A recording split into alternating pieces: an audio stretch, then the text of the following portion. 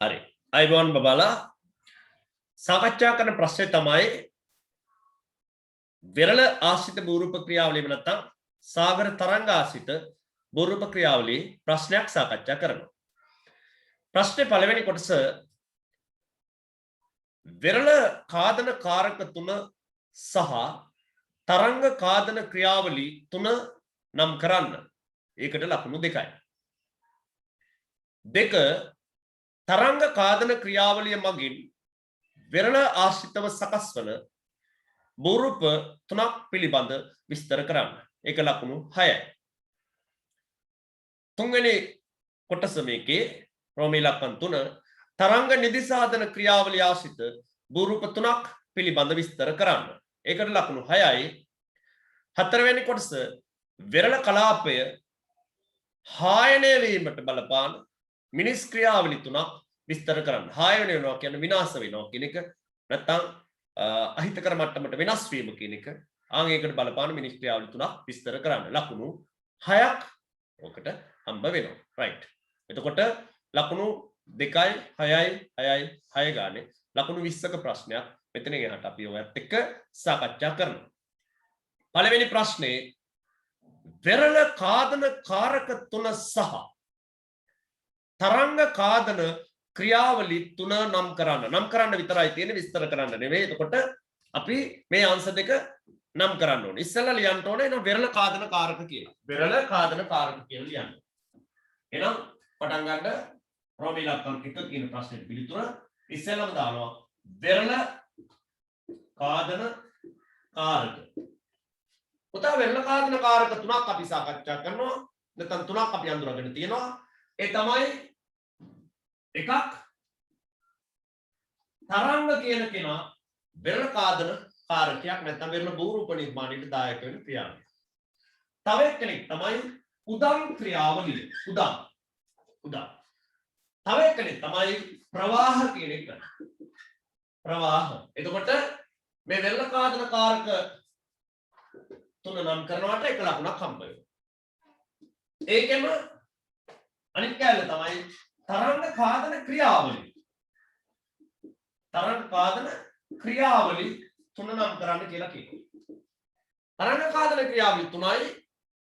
එකක් තමයි ද්‍රාව ක්‍රියාව. තව එකක් තමයි සංඝර්ෂණය. තව එකක් තමයි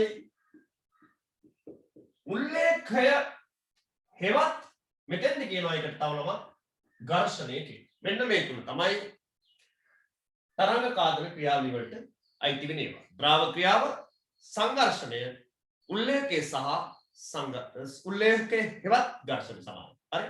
ඒ විදිහට දාගන්න. මෙන්න මේ එක ලකුණයි, මෙන්න කැලේට තව ලකුණයි, මෙන්න ලකුණු දෙකක් කම්ප්ලීට්ලි ඔකට ලැබෙන විදිහ. පැහැදිලිද? රයිට්.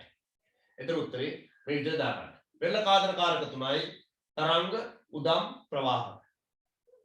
තරංග කාදන ක්‍රියාවලිය තුනයි ද්‍රාව ක්‍රියාව, සංඝර්ෂණය, උල්ලේඛය හෙවත් ඝර්ෂණය.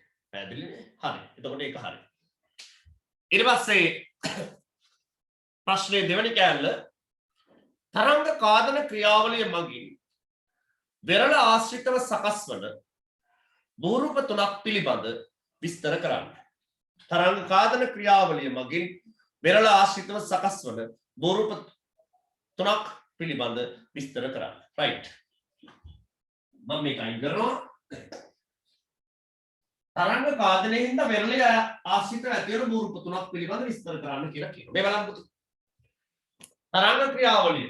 නැත්නම් තරංග වලින් ද්‍රාව ක්‍රියාවය යටතේ, සංඝර්ෂණය යටතේ, උල්ලේඛය නැත්නම් ඝර්ෂණය යටතේ මොනවා හරි බහුරූප වර්ගයක් හදනවලු. ඒ වයින් ගොඩක් තියෙනවා. ඒ වයි බහුරූප. මේ බහුරූප වලින් ඔයාලට කියනවා මේකෙන් තුනක් පිළිබඳ විස්තර කරන්න කියලා. අපි මේකෙන් තුනක් ගමු. කොයි බහුරූපේ තුනක් ගත්තත් ප්‍රශ්නයක් නැහැ. අපි කැමති බහුරූප තුනක් ගමු. හරි. අපි ඉස්සෙල්ලාම ගමු දාන්න මුහුදු දබය කියලා.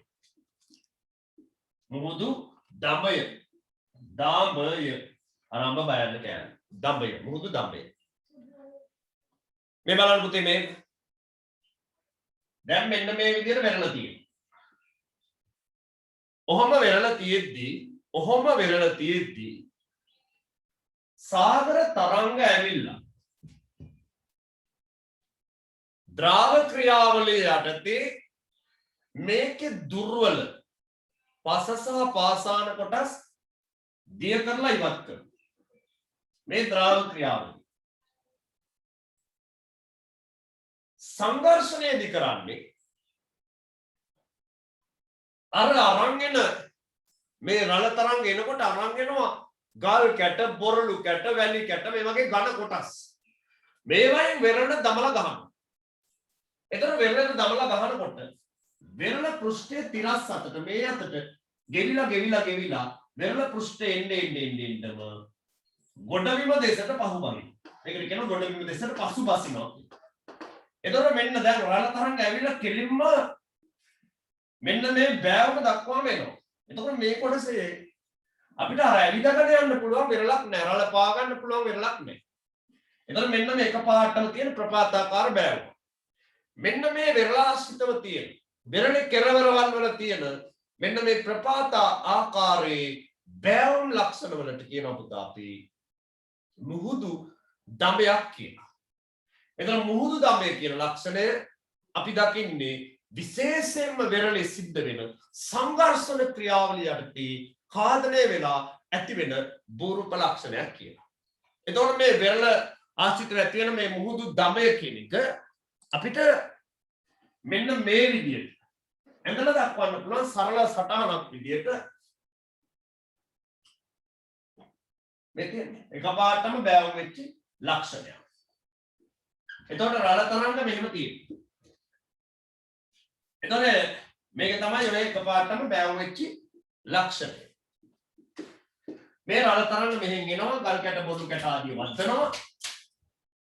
මෙන්න මේ ලක්ෂණය අපි කියනවා මුහුදු දඹය කියලා. මේක සටස් ගාලා ඇඳගෙන මට හරි කියලා දාන්න.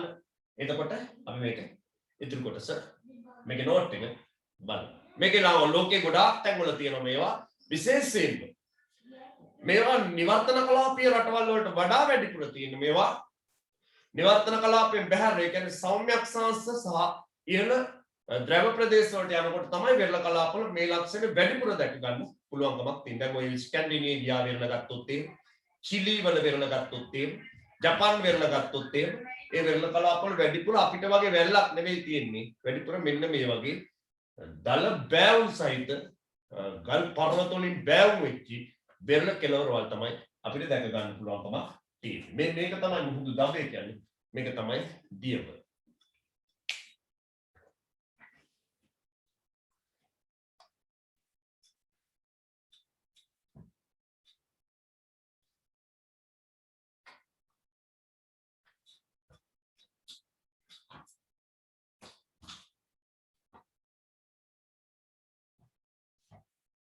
හොඳයි එම ලියා ගන්න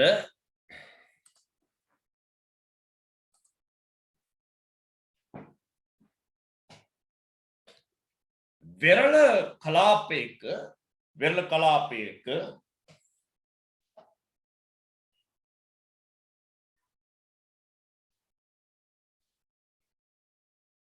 මුහුද දෙසට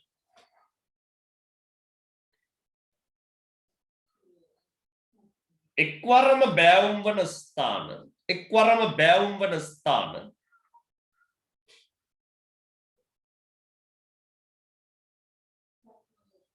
මුහුදු දඹය ලෙස හඳුනා ගනී. මුහුදු දඹය ලෙස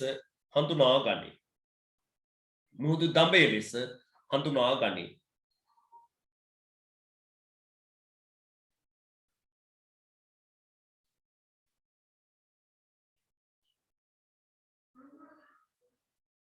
කුඩා ප්‍රමාණයේ සිට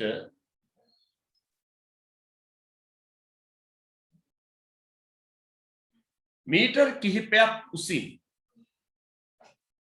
යුතු मीटर කීපයක් උසින් යුතු මුහුදු දඹ හමුවේ මුහුදු දඹ හමුවේ මුහුදු දඹ හමුවේ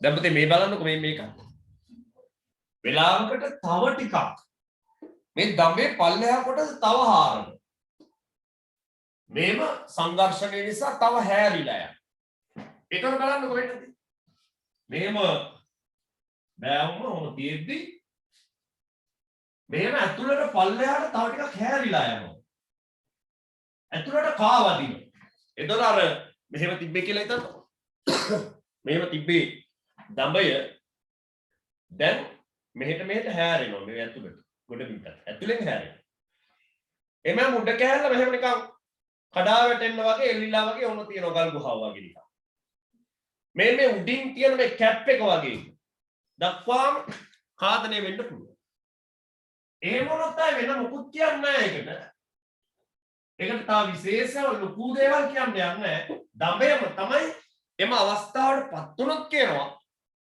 එල්ලෙන දඹයක් කියනවා මොකද ඒකට කියන්නේ එල්ලෙන දඹයක් කියලා කියනවා. ඒකත් මේ කෑල්ලෙදිම ඔකට දාමු. ඕක වෙනම බූරුපයක් විදිහට ගන්නත් පුළුවන්. නමුත් මම මෙතෙන්දී ඕකටම සම්බන්ධ බූරුපයක් කියලා ඔතෙන්ද විස්තර කරනවා. රූපය ඇන්නත් කමන්නේ නැතත් කමන්නේ ඒ කෑල්ල. නමුත් ඒක ලියන්න මෙතන එසේම ඒකටම ලියන්න. එසේම සමහර අවස්ථාවල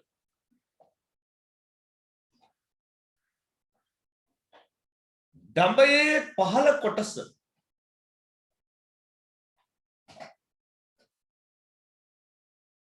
තවදුරටත්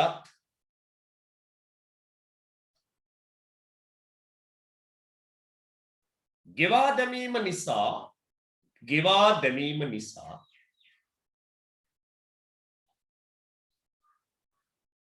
ඉහළ කොටස මුහුද දෙසට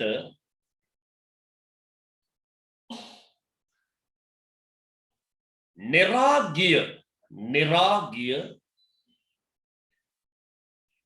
ආකාරයෙන්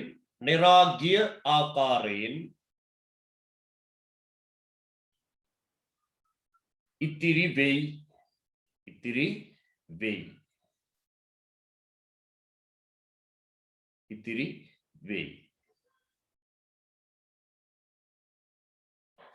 එම අවස්ථාව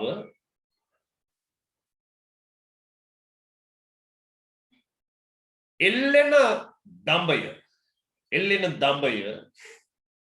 දඹය ලෙස දක්වනු ලැබේ එල්ලෙන දඹය ලෙස දක්වනු ලැබේ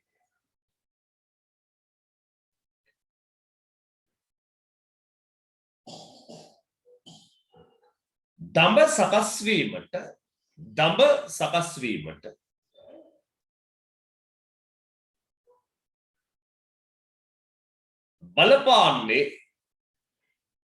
බලපාන්නේ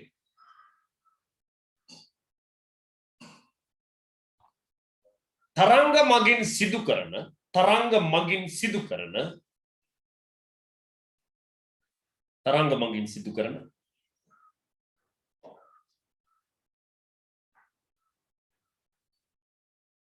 සංඝර්ෂණ ක්‍රියාවලියයි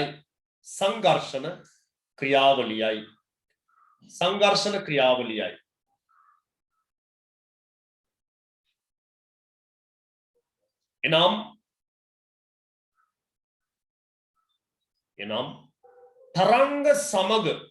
තරංග සමග ගෙන එන ගල් කැට වැලි කැට බොරළු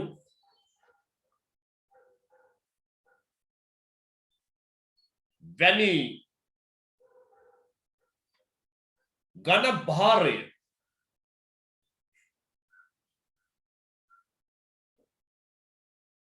දමා ගැසීම නිසා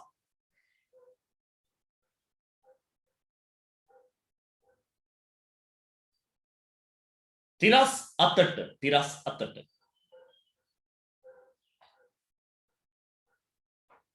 ගෙවා දැමීමෙන්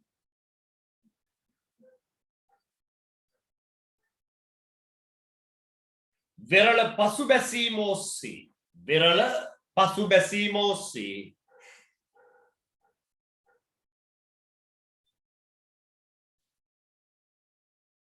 මෙය සකස් වෙයි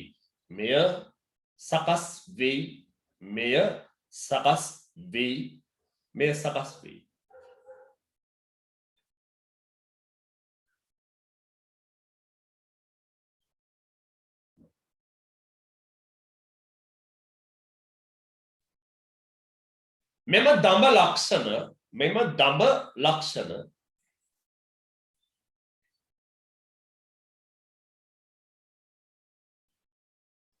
නිවර්තන කලාපීය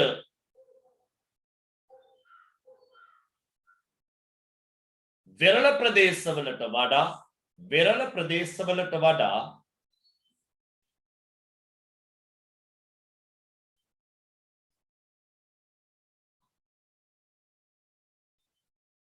ස්කැන්ඩිනේවියා ප්‍රදේශ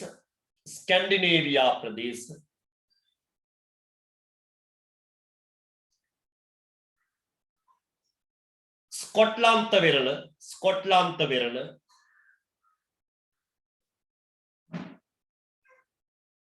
චිලි වෙරළ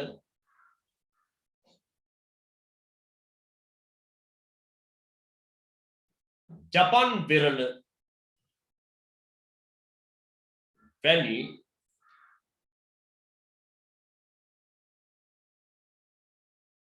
බැහැර ප්‍රදේශවල බැහැර කියන්නේ දුරින් තියෙන එක.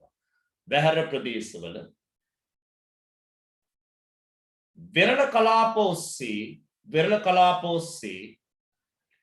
වෙරළ කලාප ඔස්සේ නිරීක්ෂණය කළ හැකිය. නිරීක්ෂණය කරනවා කියන්නේ දැක ගන්න පුළුවන් කියන සීන් එක තමයි. නිරීක්ෂණය කළ හැකිය. හරි. ඒ තමයි මුහුදු දඹය කියන සීන් එක ගැන අපිට අඳුර ගන්න තියෙන කතන්දරය. පැහැදිලිද? රයිට්. තව බෝරූප දෙකක් කතා කරන්න ඕනේ කාදනය ආශ්‍රිතව දෙන්නේ. හරි. තා එකක් දාමු පුතා. අපි දාමු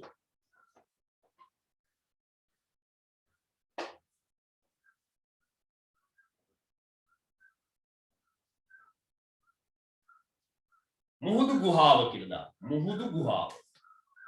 මුහුදු ගුහාව. අර මේ බලන්න මුහුදු ගුහාව.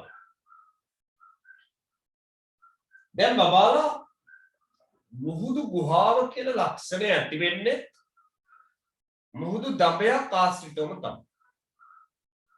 දැන් මේ මුහුදු දඹය කියන එක මේ සාමාන්‍ය වෙරළක විතරක් නෙවෙයි තුඩුවක දෙපැත්තේ. ඒ කියන්නේ ගොඩබිම සිට මුහුදට නෙරා ගියපු ගොඩබිම් ලක්ෂණ වලට අපි කියනවා තුඩු කියන. මේ තුඩුවක දෙපැත්තේ වුණත් හැදෙන්න පුළුවන්. මම ඒ නිසා මෙතෙන්දි සරලව ඔයාලට පැහැදිලි කරන්න තුඩුවක දෙපැත්ත ඔස්සේත් මේක හැදෙන්න පුළුවන් කියන කතාව මේ බලන්න.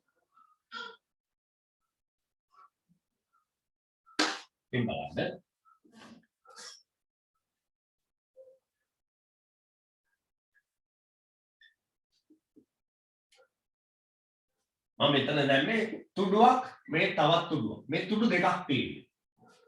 මේ ගොඩබිමේ ඉඳලා මුහුදට නෙරපු තුඩු දෙකක් තියෙනවා මේ තුඩු දෙකක්.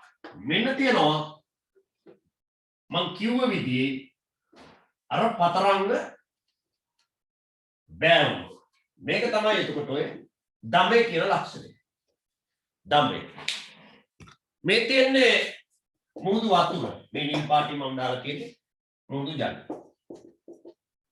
පේනවද කියලා මට ඉච්චර සුවර එකක් නෑ. නමුත් මේ මුහුද තියෙන කියලා මට තියාගන්න. දැන් මේ හරිය යාට පේන්නේ බොක්කක්. එයා හිතන විදිය ඇත්ත. මේක බොක්කක්. මේ තුඩුවක්, මේ තව තුඩුවක්. මෙන්න මේ මුහුදු දඹය ඕම තියෙද්දි මේ මුහුදු දඹය ඇතුළට ඔහොම කා වැදිලා ගිහින්. ඇතුළට කාදනය වෙලා ගිහින්. බලන්න. මෙන්න කුහරයක්. මේක ඇතුලේ දැන් වතුර එහෙම නැඳිලා තියෙනවා. මේ මුහුදු ගුහාව. මෙන්න මේ මුහුදු ගුහාව තමයි මෙන්න මේ තියෙන්නේ. ඒක මුහුදු ගුහාව කියන එක ඔතන විතරක් නෙවෙයි.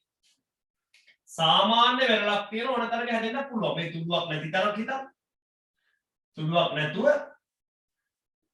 කෙලින්ම තුඩුවක් තියෙන තැන කොහේ මේ තුඩුවක් නැති තැනක මේ සාමාන්‍ය වෙරළක් තියෙන තැන. මේ සාමාන්‍ය වෙරළක් තියෙන තැනක උනත් මෙන්න මේක ඇති වෙන්න පුළුවන්. මේ තියෙන සාමාන්‍ය වෙරළක් තියෙන තැන. මේ සාමාන්‍ය වෙරළක් තියෙන තැන මෙන්න ඇතුළට කාවැදිච්ච තැන. මේ තියෙන්නේ එතකොට මුහුදු ගුහාව. ඒක තුඩුවක ආසන්නයේම කියන්න ඕනේ නැහැ. මේ සාමාන්‍ය ඕනම තැනක මේ මුහුදු ගුහාව කියන ලක්ෂණය දැක ගන්න පුළුවන්. එතකොට මේකත් මුහුදු ගුහාව. මේකත් මුහුදු ගුහාව. එතකොට මේ මුහුදු ගුහාව කියන ලක්ෂණය මෙතනක් තියෙනවා. මේ නම ලියලා තියෙනවා මුහුදු ගුහාව. මේක තුඩුවක දෙපැත්තේ කෙළවරෙන් නැත්නම් දෙපැත්තේ බෑවමක් ආශ්‍රිතව හැදෙන්නත් පුළුවන්. නැත්නම් ඕනම තැනක හැදෙන්නත් පුළුවන්. මේක සටස් ගාලා ඇඳ ගන්න එකල හරි කියලා දාන්න. ටක් ගාලා ඇඳ ගන්න.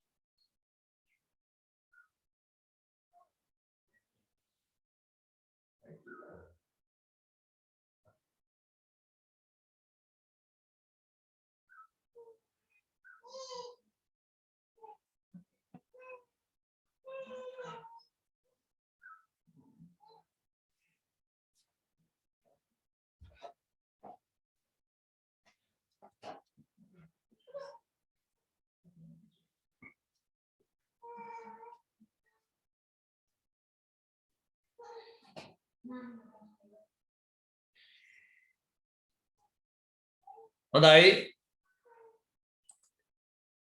මේක ඔයාලට හිමීට කම්ප්ලීට් කරගන්න පුළුවන් ලියා ගන්න මෙහෙම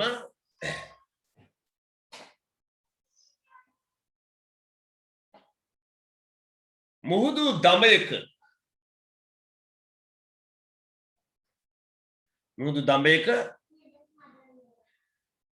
පහළ කොටසේ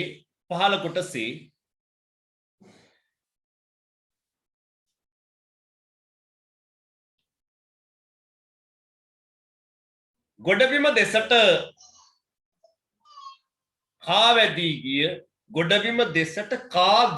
ගිය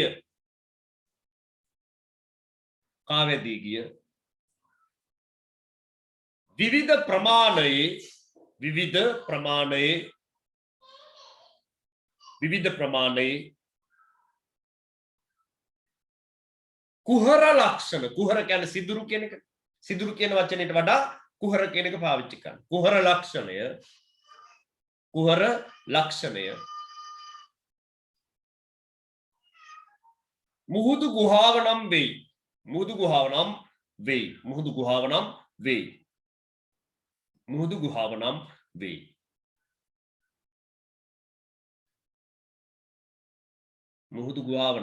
වෙයි.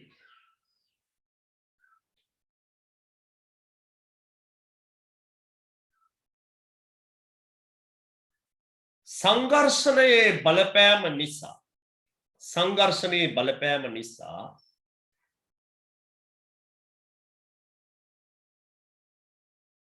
දඹයේ දුර්වල ස්ථාන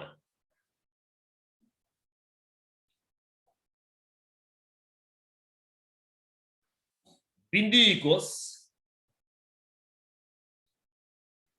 කාදනය වීමෙන්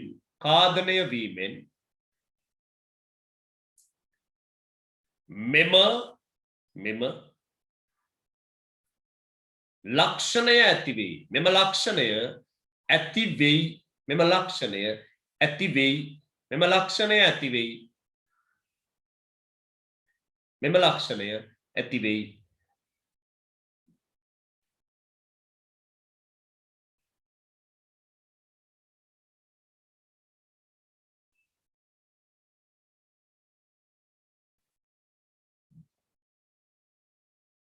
තුඩුවක දෙපස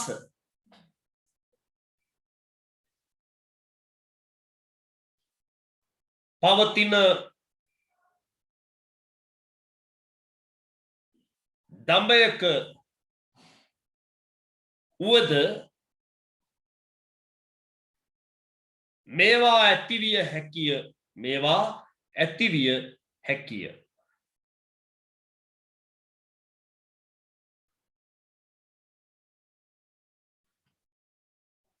ස්කොට්ලන්ත වෙරළ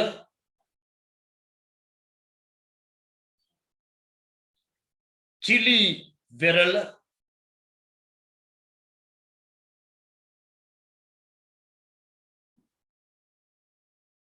ආදී කලාපවල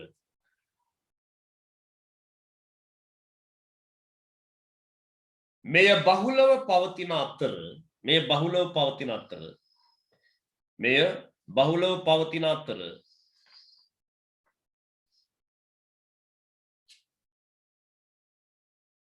ශ්‍රී ලංකාවේ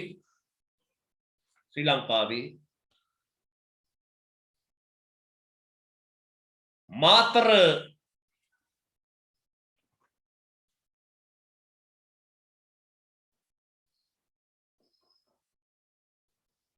දික්වැල්ල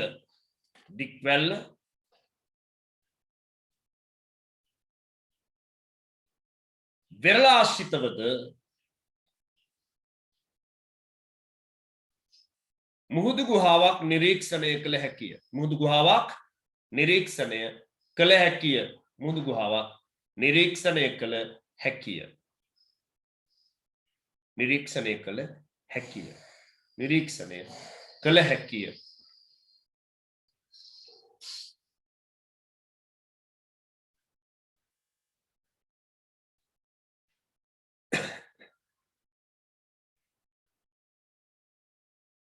හොඳයි.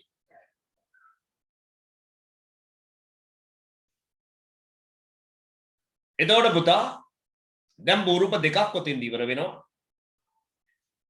අපිට විස්තර කරන්න කියලා තියෙන ප්‍රශ්න ඇටිය තුනක්. එනම් තුන්වෙනි එක අපි ගමු. ඔය දාන්න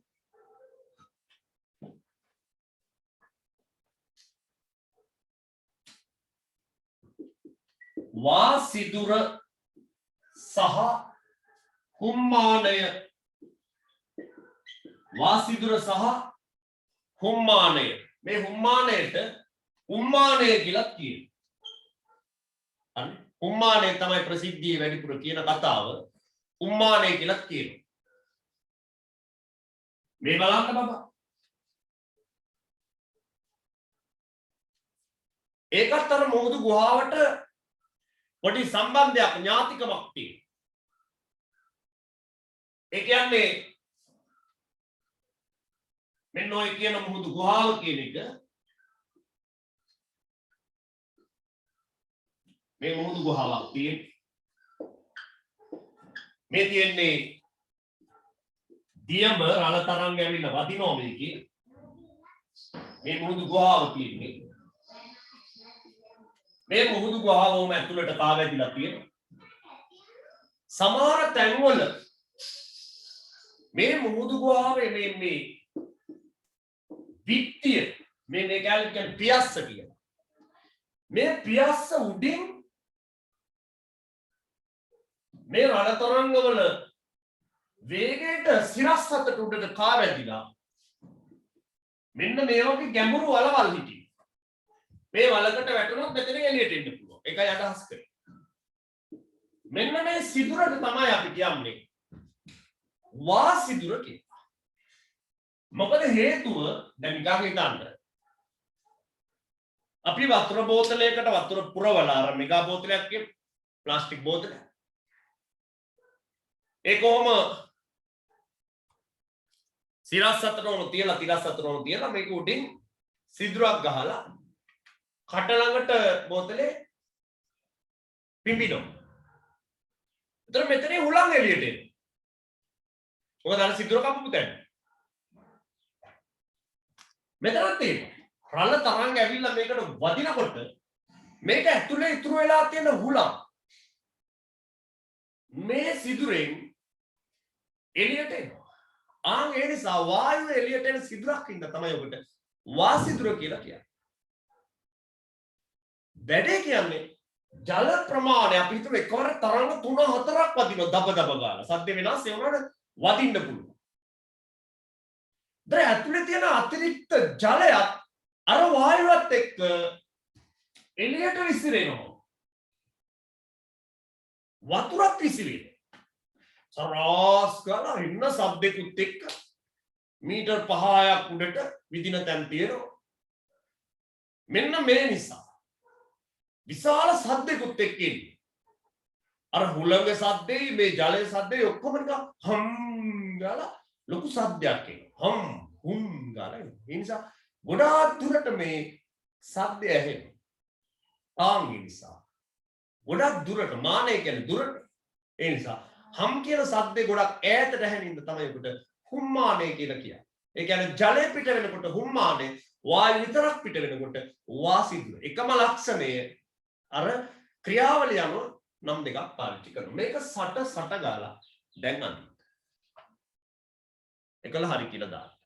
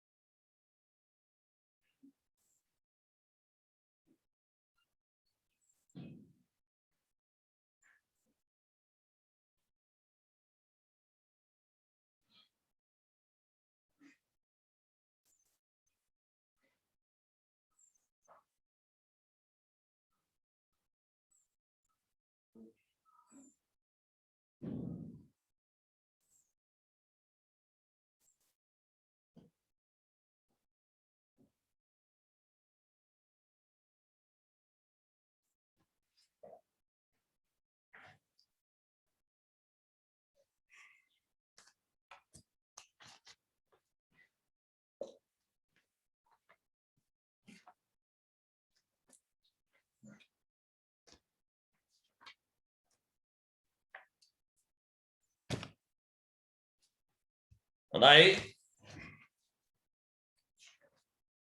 හොඳයි. ලියන්න බබාලා මේම. ලියන්න.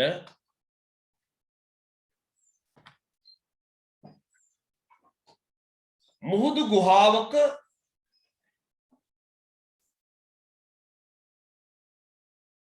මුදුන කොටස එනම්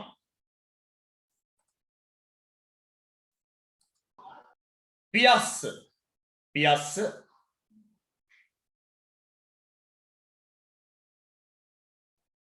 ඉහළින්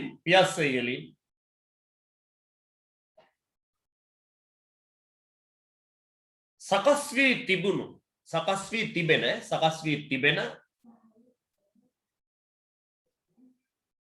සිදුරු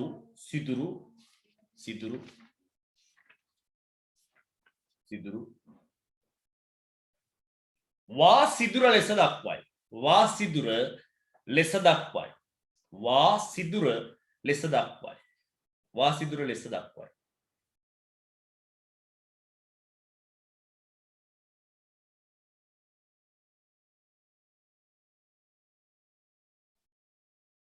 සංඝර්ෂණයේ බලපෑම යටතේ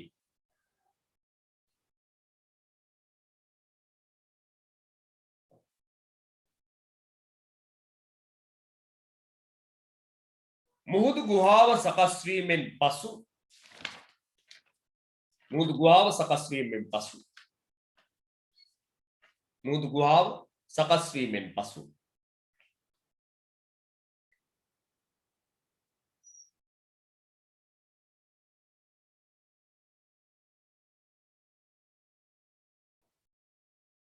සමහර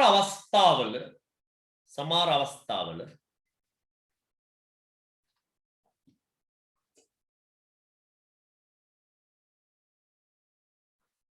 පියස්සේ මුදුන කොටස පියස්සේ මුදුන කොටස පියස්සේ මුදුන කොටස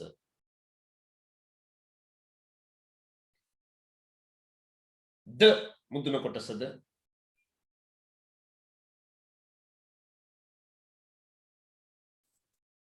ගෙවා දමමින්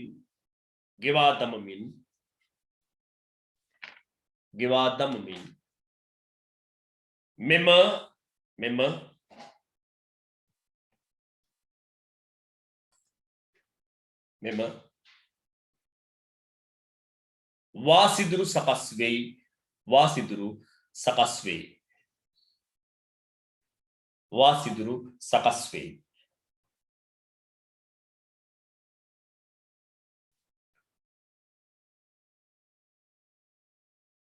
මුහුදු ගුහාවට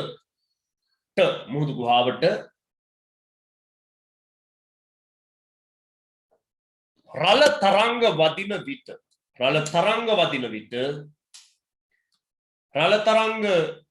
විට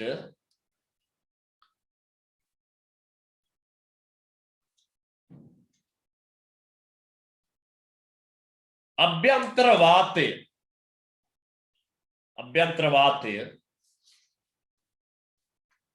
සිදුර ඔස්සේ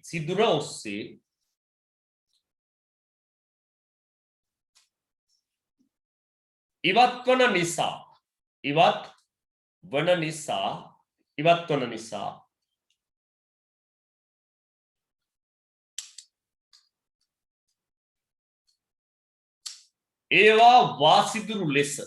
ඒවා වාසිදුරු ලෙස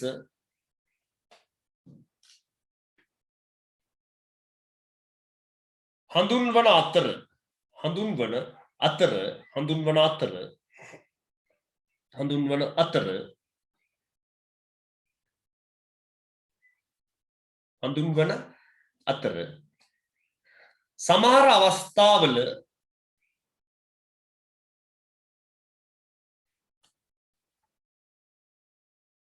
එම වාසිදුර ඔස්සේ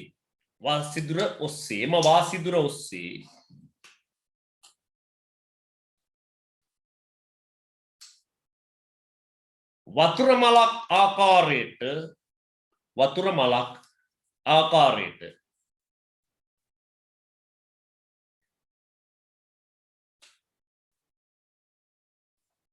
ජලයද විසිරී යයි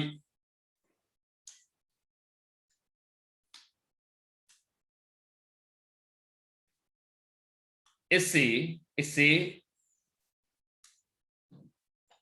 ජලය විසිරී යන අවස්ථාව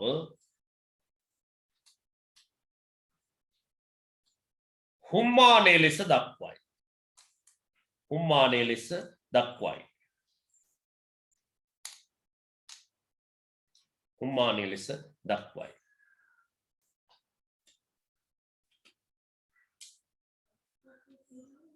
ශ්‍රී ලංකාවේ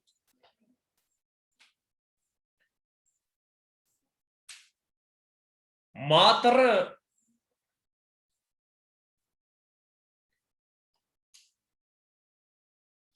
දික්වැල්ල වෙරළේ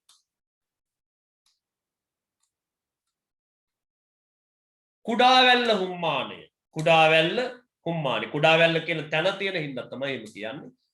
මාතර දික්වැල්ල වෙරළේ කුඩාවැල්ල හුම්මානය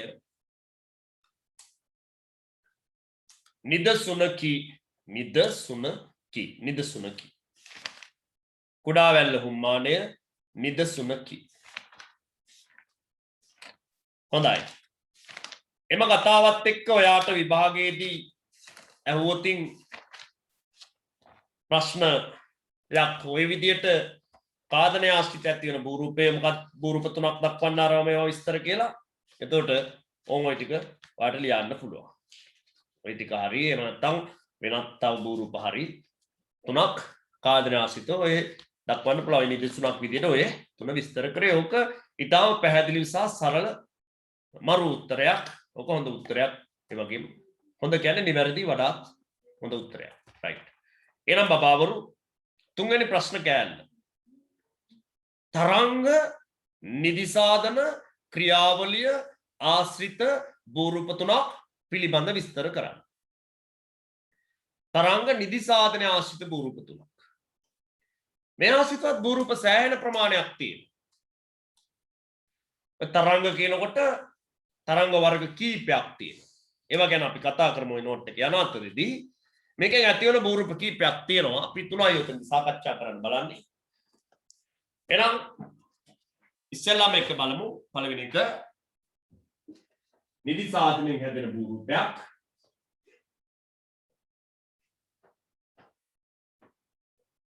ප්‍රසිද්ධිය අපි උකට කියනවා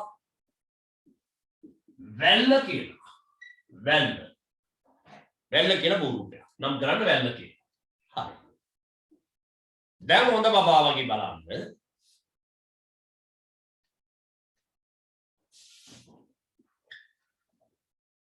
මම මේ පැතිකඩක් තැනක් හොයාගන්න යනවා.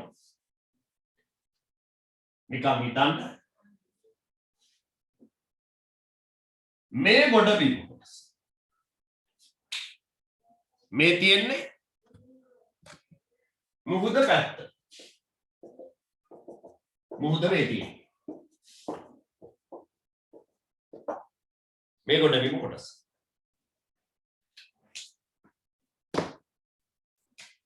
මෙන්න මේ ඕනම තැනක මේ ආශ්‍රිත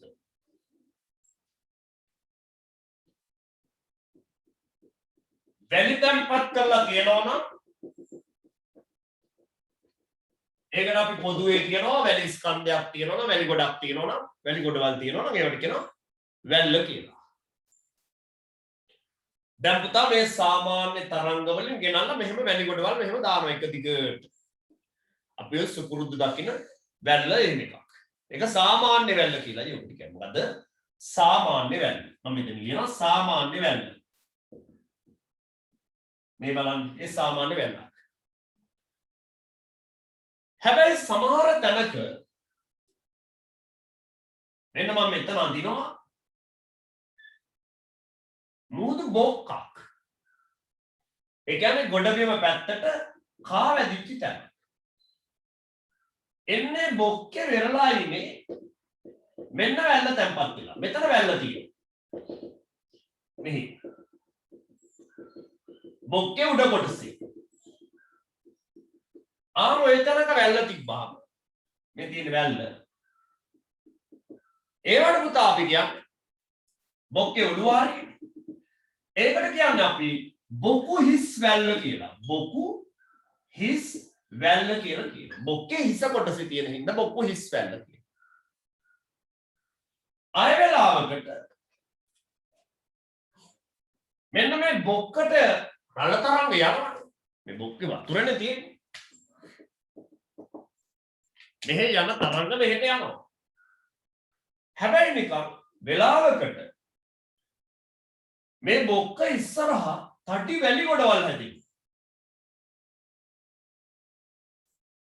එතකොට අර ඇතුළට යන රළ තරංග අඩු කරනවා.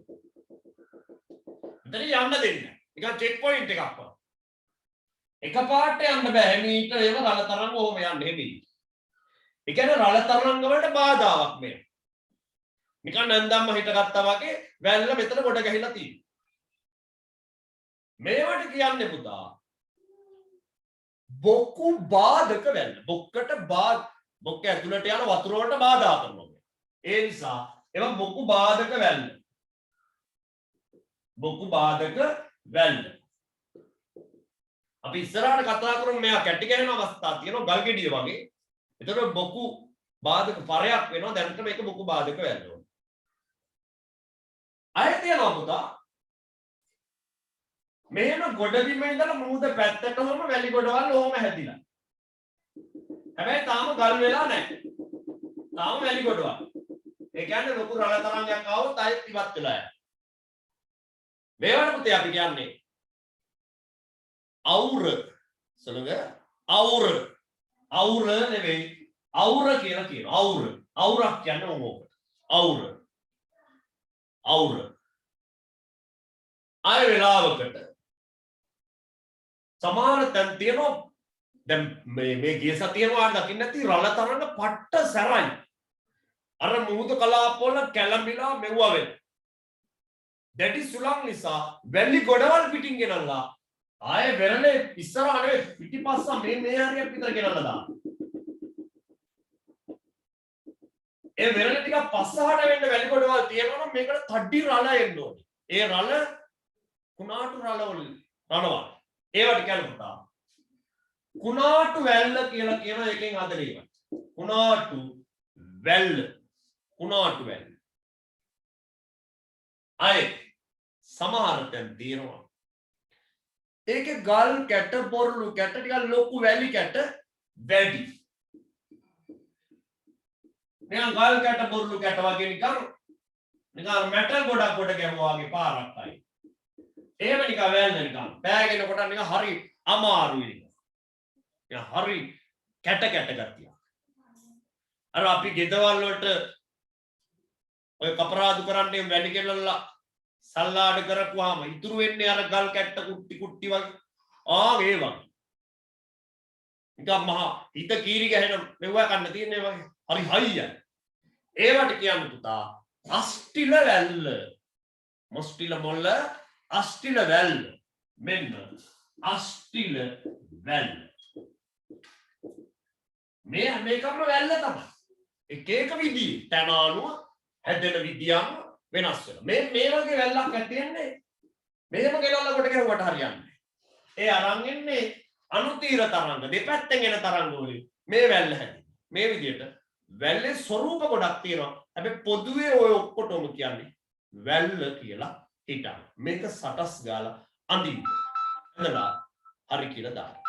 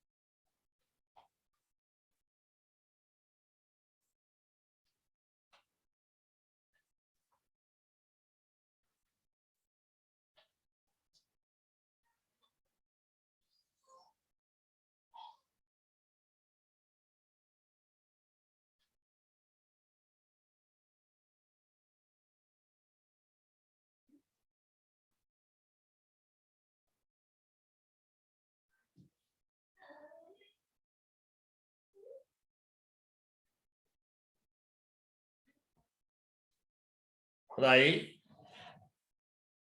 හරි පුතා ලියන්න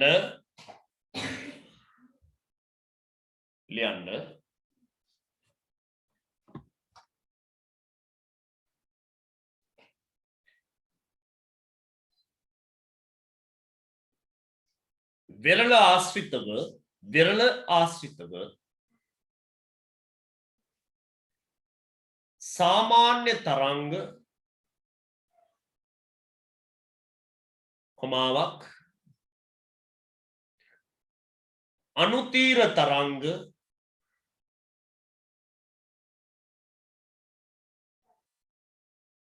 කොමාවක් කුණාටු තරංග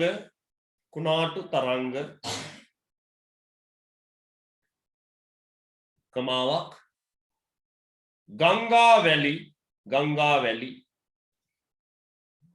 ගංගා වැලි ඇතුළු ගංගා වැලි ඇතුළු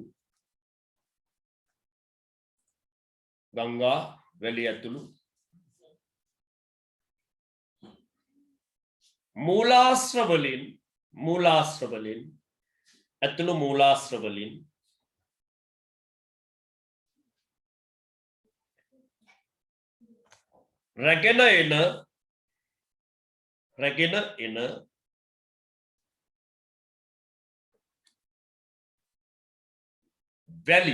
रැගෙන එන වැලි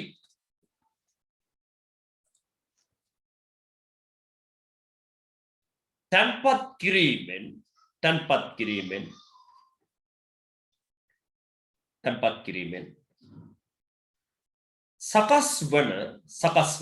සකස් වන විවිධ ස්වරූපේ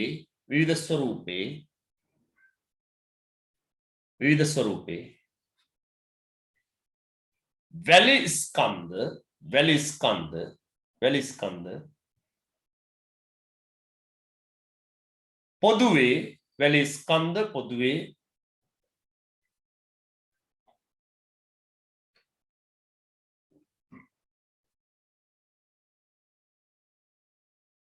වැල්ල ලෙස හඳුන්වයි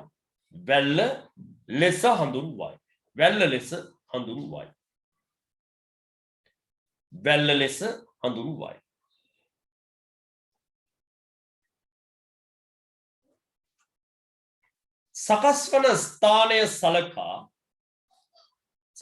ස්ථානය සලකා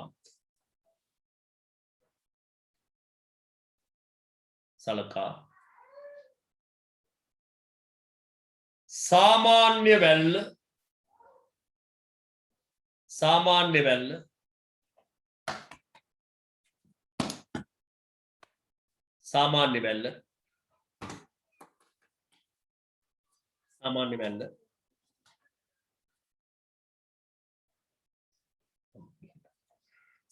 වැල්ල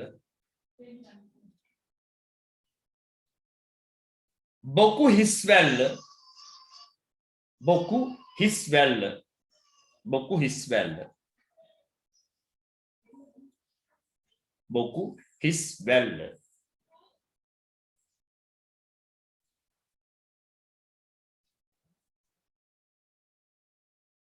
බාධක වැල්ල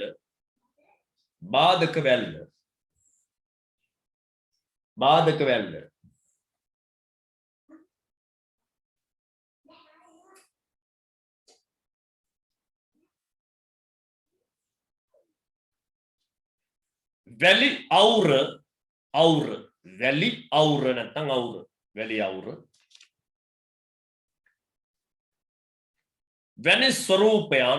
වැනි ස්වරූපයන් දක්නට ලැබෙන අතරම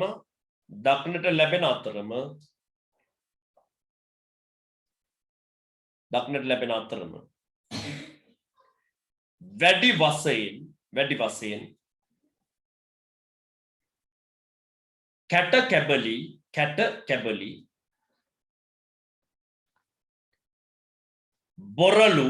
බොරලු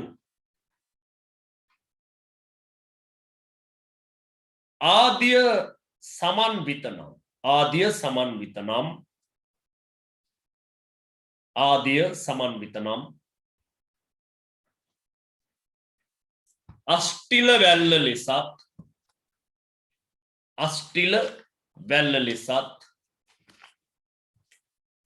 අෂ්ටිල වැල්ල ලෙසත්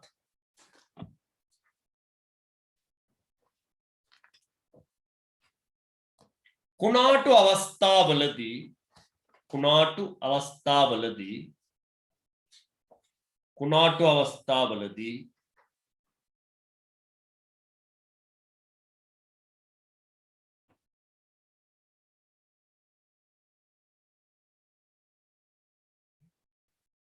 විරලේ මැද දක්වාම විරලේ මැද දක්වාම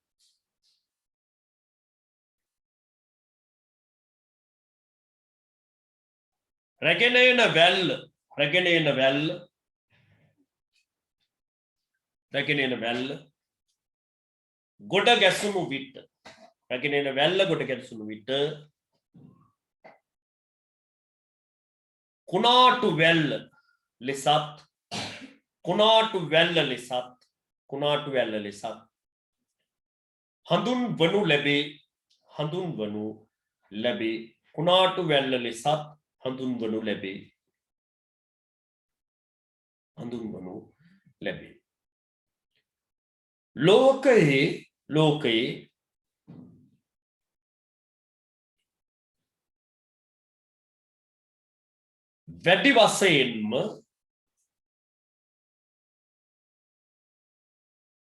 වැඩි වශයෙන්ම වැල්ල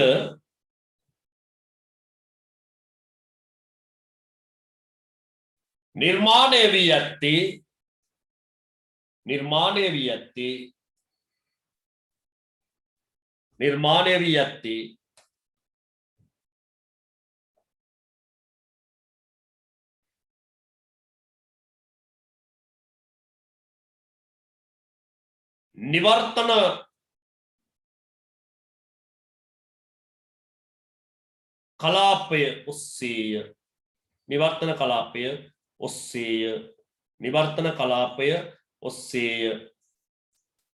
නිවර්තන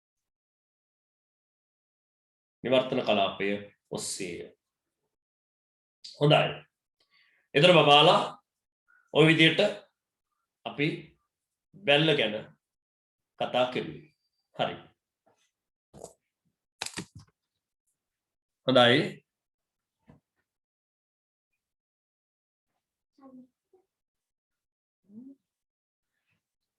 හරි පුතා ඊළඟට දාන්න මාතෘකාව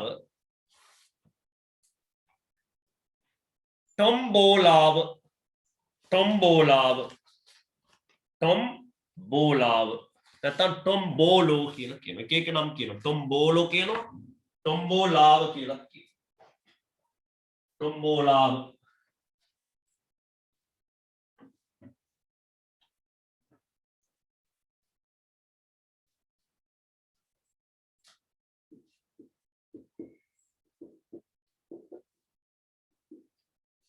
ටොම්බෝලෝව කියලා කියනවා ටොම්බෝලාව කියලා කියනවා ඒ ප්‍රශ්නයක් නැහැ රයිට් මේ බලන්න මෙන්න ඉස්සෙල්ලා වගේම අර වගේ වෙරළක් තියෙනවා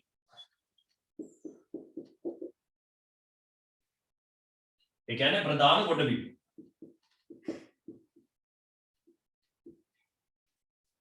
මේ පැත්තේ දූපතක් තියෙනවා මම දූපත කියලා ලියන්න දූපත අනාර ඉස්සෙල්ලා කිව්වා වගේ දෙපැත්තෙන් එනවා රළ තරංග සුළං දිශාවන්ව සමහර වෙලාවට අපි වෙරළේ බලන් ඉද්දී තරංග මෙහෙට එන්නේ නැතුව මෙහෙට යනවා. අපි බලන් ඉද්දී අපි මෙහෙ බලන්න ඕන. බස් පාරයිනේ බස් යනවා බලනවා වගේ මම බලන්න ඕන. මෙහෙට යනවා. මේවට කියන්නේ පුතා අනුතීර තරංග කියලා. අනුතීර තරංග. ඒ වගේම තමයි අර වැලි අවුරක් ඇති වෙන්නේ. වැලි අවුරක් තියෙනවා. අය කතන්දර දෙකක් නැහැ මේ වැලි අවුර. ඉස්සර කිව්ව එක තමයි. හැබැයි හැදිලා තියෙන්නේ දූපතකුයි ප්‍රධාන ගොඩබිමයි එකට එක යාවෙන විදියට වැලි අවුර හැදිලා තියෙනවා. ඒකයි වෙනස. එතකොට ඒක නිකම්ම නිකම් වැලි අවුර කියන්නේ නැහැ. අන්න එතුමාට කියනවා ඒකට टොම්බෝලාව එතකොට තමයි කියන්නේ टොම්බෝලාව කියලා. පේනවනේ අවුලක් නැහැ. टොම්බෝලා කියලා කියනවා. ඒ කියන්නේ ප්‍රධාන ගොඩබිමයි දූපතයි යාවෙන වැලි වැටිය නැත්නම් වැලි අවුර टොම්බෝලා. මේක වඩදී අවස්ථාවලදී ජලය වැහිලා යනවා. එතකොට වතුර ඇතුලේ තියෙන්නේ. බාධ්‍ය වෙලාවේදී ඕකුණ පයින් මොනවත් ඇවිදගෙන යන්න පුළුවන්. මාතර සීනිගම ආශ්‍රිතව ඔය වගේ ටොම්බෝලාවක් අපිට දැක් ගන්න පුළුවන්කමක් තියෙනවා. ඊට අමතරව මාතර දික්වැල්ල පැත්තට වෙනකොටත් වගේ ටොම්බෝලා ලක්ෂණයක් අපිට දැක ගන්න පුළුවන්කමක් තියෙනවා. මේක සටස් ගාලා එන්න ගන්න. කළා හරි කියලා දාන්න.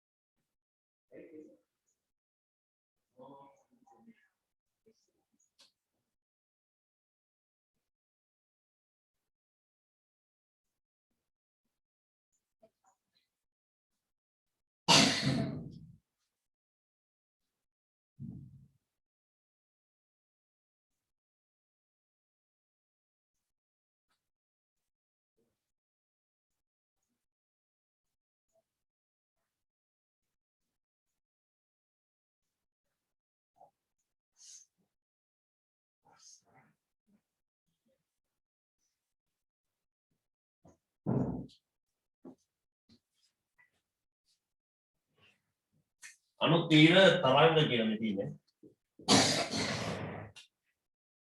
Okay, right. හොඳයි.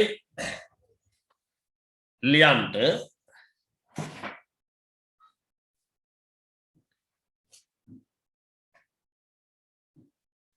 මුහුදු කලාපවල ලියන්න නෝට් එක. මුහුදු කලාපවල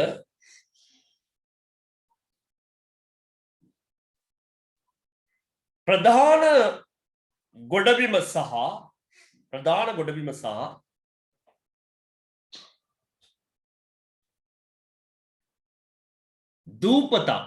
දූපතක්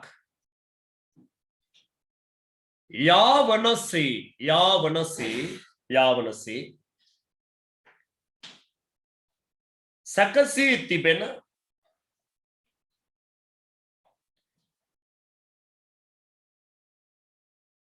වැලි අවුර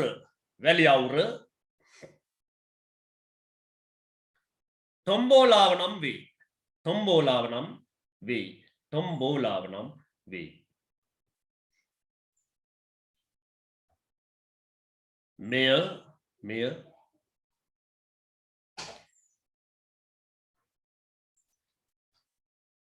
වඩදී අවස්ථාවල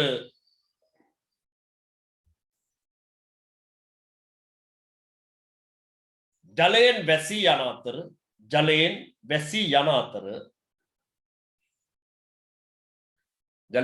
යන අතර වාදිය අවස්ථාවල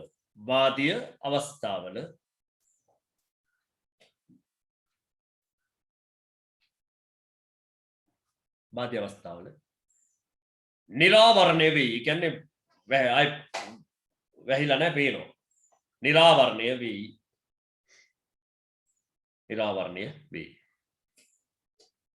විශේෂයෙන්ම සාගර තරංගවල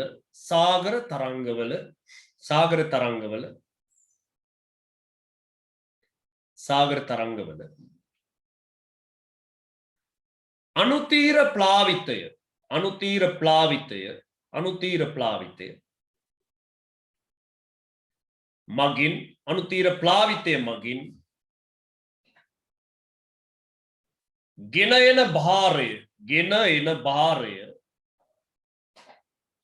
ගෙන එන භාරය tempat වීමෙන් මෙය සකස් වෙයි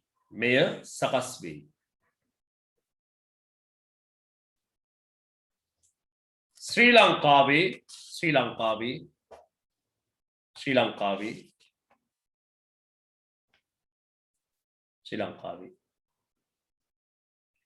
මාතර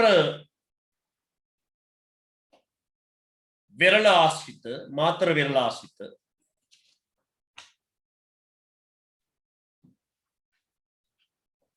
සීනිගම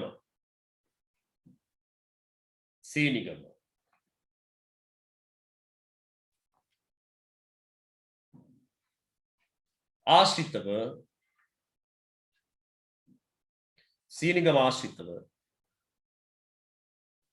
මෙම ලක්ෂණය දැකිය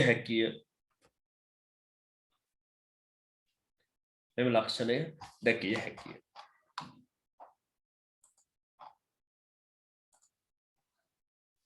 හොඳයි එතකොට භූරූප දෙකක් ඔතන ඉවර වෙනවා ඊළඟට දාන්න පුතා නිදි සාධන ආශ්‍රිතව තව භූරූපයක් ඒවට කියනවා අපි පොදුවේ දාන්න වැලි පර සහ වැලි තුඩු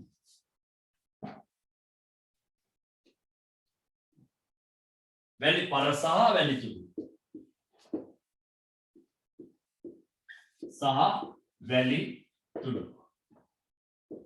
වැලි පර සහ වැලි තුඩු මේ බලන්න දැන් අපි ගත්තොත් තේරෙනවා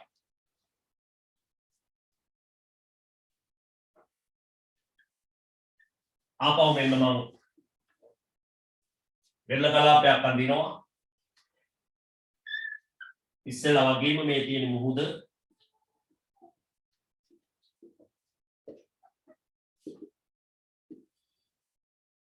මේ බලන්නකො ඉස්සෙල්ලා මේක අඳින්න එපා දැම්ම මේක මම විනාශ කරනවා සෑහෙන්න මේ බලන්න අවුරුදු 100,000 ගාණක්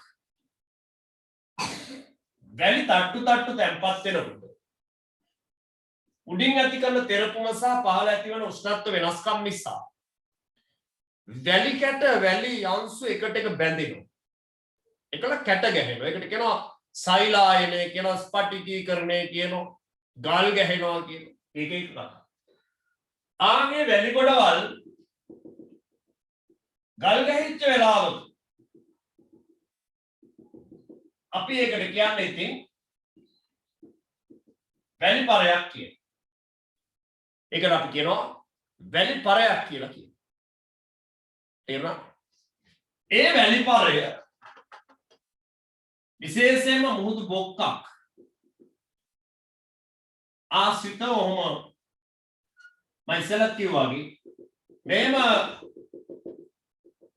ඔය විභාගයේදී පාටම පාවිච්චි කරනවා මේවා දුඹුරු හෝ රතු පාටින් අඳින්න. හරි. මේවට අපි කියනවා බොකු බාධක පරය. ඉස්සෙල්ලා කිව්වේ බොකු බාධක වැල්ල කැට ගැහුණාම බොකු බාධක පරය කියලා කියනවා. පරය බොකු බාධක පරය. වෙලාවකට අර කිව්වේ අපි අවුර කියලා කිව්වේ. ඕක ගල් ගැහිලා මුහුද පැත්තට ඕම තියෙනවා. එතකොට ආයේ මේ අවුර කියන්න බෑ මොකද ගල් ගැහිලා ආයේ කවදාවත් වෙනස් වෙන්නේ නැහැ. කියන්නේ ඊට වේදී කාදනය වෙන්න පුළුවන්. මේකට කියන්නේ අපි එතකොට තුඩුව කියලා. තුඩුව නැත්තම් වැලි තුඩුව. වැලි තුඩුව. ඕකට තව නමක් කියනවා දීවත කියලා. දීවත. දියත එහෙම නෙවෙයි දීවත. දියත කියන්නේ ලෝකෙට. දිවත කියන්නේ තුඩුවට. හරි. දිවත. අය කියනවා වෙලාවකට මේ ගොඩබිම ඔහොම තියෙනවා වෙරළ මෙහෙම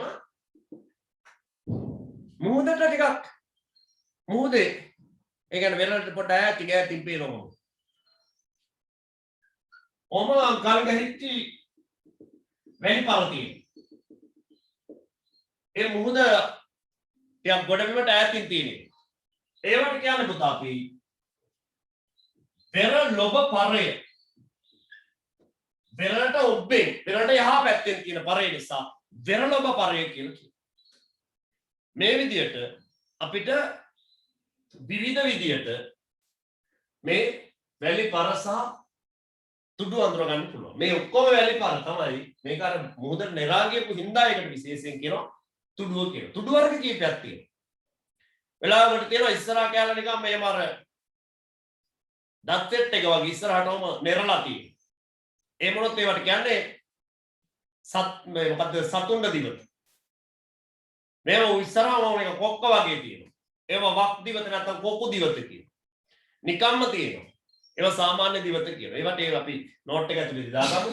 මේක තමයි වැලි පරසා තුඩු පෙන්눔 කරන සරල රූප සටහන් සටස් ගාලා මේක අඳගන්න. කළා හරි කියලා දාන්න.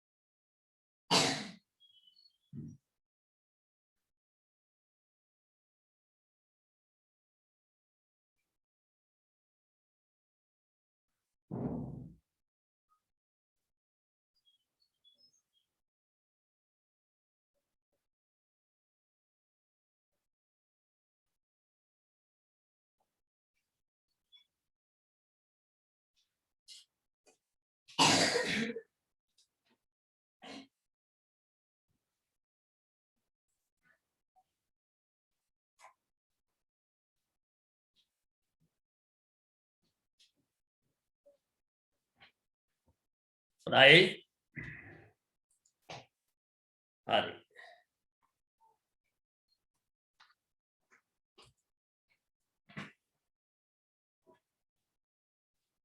ලියන්න දිගු කාලයක්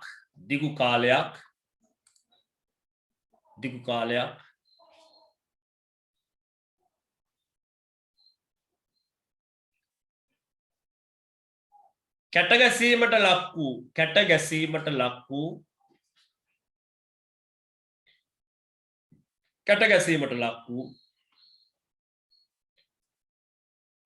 වැල්ල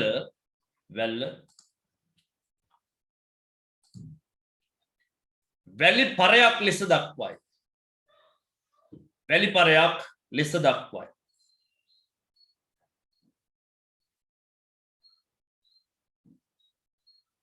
තැන්පත් වූ වැල්ල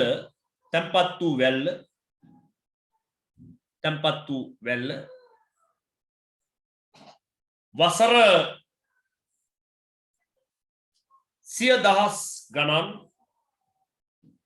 100,000 ගණන්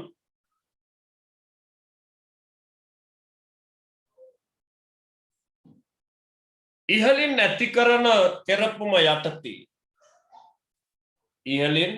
ඇති කරන තෙරපුම යටතේ පහළ සිට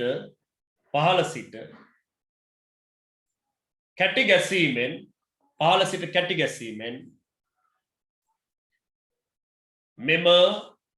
මෙම වැලි පරය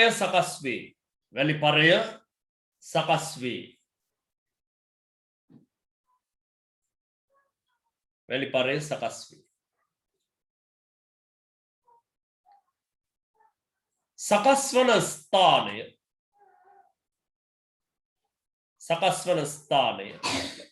සකස් වන ස්ථානය ස්වභාවය ස්වභාවය වැනි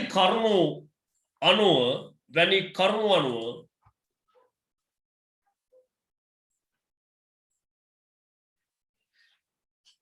වැලිපර වර්ග කීපයක්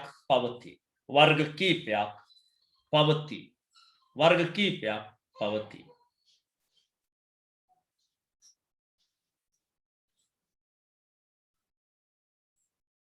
වෙරළට තරමක් ඔබ්බෙන් කියන්නේ පිටින් මුහුද පැත්තට වෙන්නේ. වෙරළට තරමක් ඔබ්බෙන් දියඹ කලාපයේ පිහිටන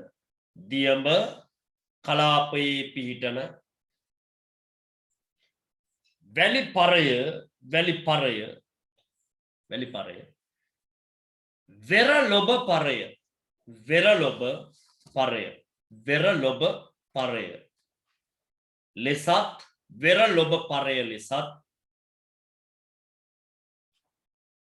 වෙරළොබ පරය ලෙසත්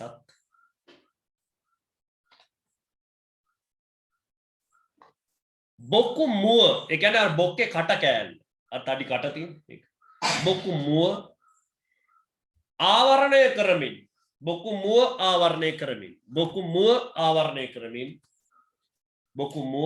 ආවරණය කරමින් මේක බොක්කු මුව ආවරණය කරමින්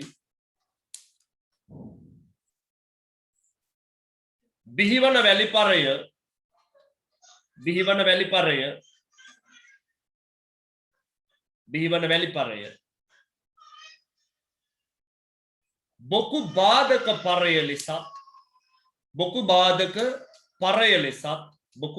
පරය ලෙසත්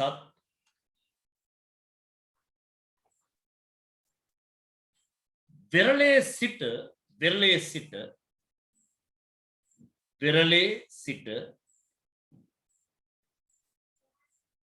දියඹ දෙසට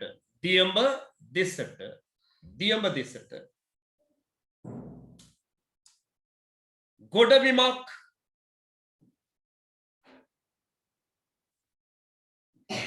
ලෙස වර්ධනය වන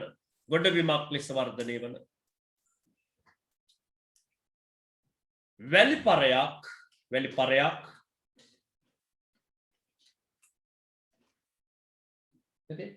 මේ වැඩිලා තින්නේ තුඩුව හෙවත් දිවත තුඩුව වරහන් ඇතුලේ ඕනනම් දාන්න එහෙම නැත්නම් හෙවත් කියලා දාන්න තුඩුව හෙවත් දිවත ලෙසත් දක්වයි දිවත ලෙසත් දක්වයි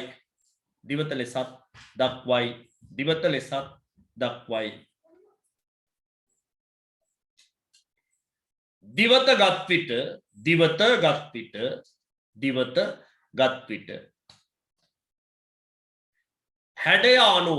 හැඩය අනුව අපි කිව්වේ මේ වගේ කොක්ක වගේ තියෙන වක් දිවත වරහන් ඇතුලේ දාන කොකු දිවත වරහන් වහන්න කමාවක් දාන්න සාමාන්‍ය දිවත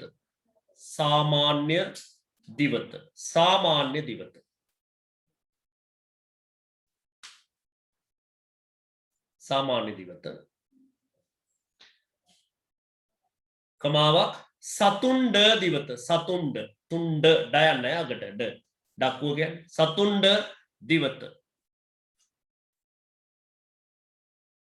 වැනි ස්වරූප පවතී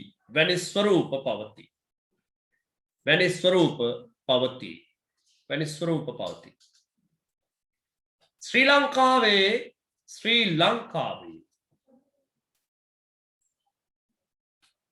වයඹදිග වෙරළේ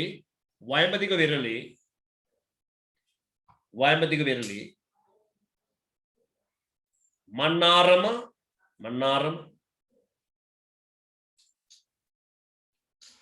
තලේ මන්නාරම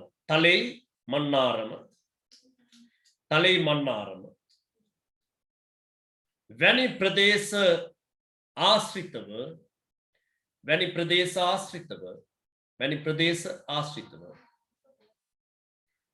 මේවා පැහැදිලිව දැකිය හැකිය.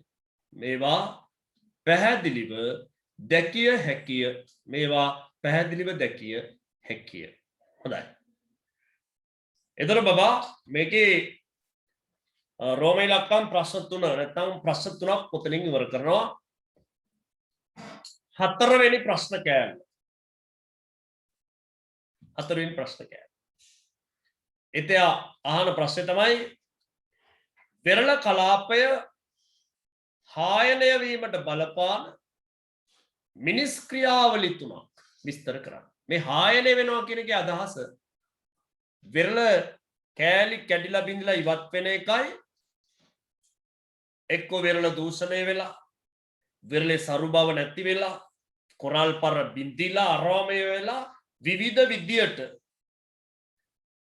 අහිතකර විදියට වෙනස් වෙන එකයි ඔක්කොටම තමයි කියන්නේ අපි වෙරළ හායනය කියන්නේ. නැත්නම් වෙරළ කලාපේ හායනය කියලා කියනවා. එතකොට මේ වෙරළ කලාපයක් හායනය වෙනකොට ඒකට බලපාන මිනිස් ක්‍රියාවලි තුනක් විස්තර කරන්න කියලා තමයි කියන්නේ. හරි. එහෙනම් මිනිස් ක්‍රියාවලි ගොඩක් තියෙනවා. අපි කීපයක් දාමු. එකක් දාන්න පුතා. කැලිකසල වෙරළ කලාප වලට මුදා හැරීම. කැලිකසල වෙරළ කලාප වලට මුදා හැරීම. කෙලින්ම ලියන්න. කැලිකසල වෙරළ කලාප වලට මුදා හැරීම. කැලිකසල වෙරළ කලාප වලට මුදා හැරීම.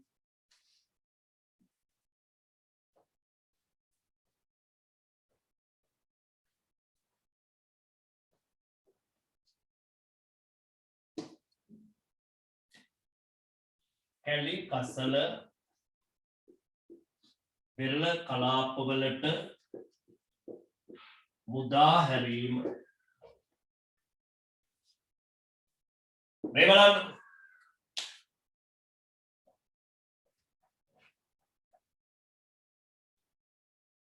මේක ලංකාව විතරක් නෙවෙයි ලෝකේ.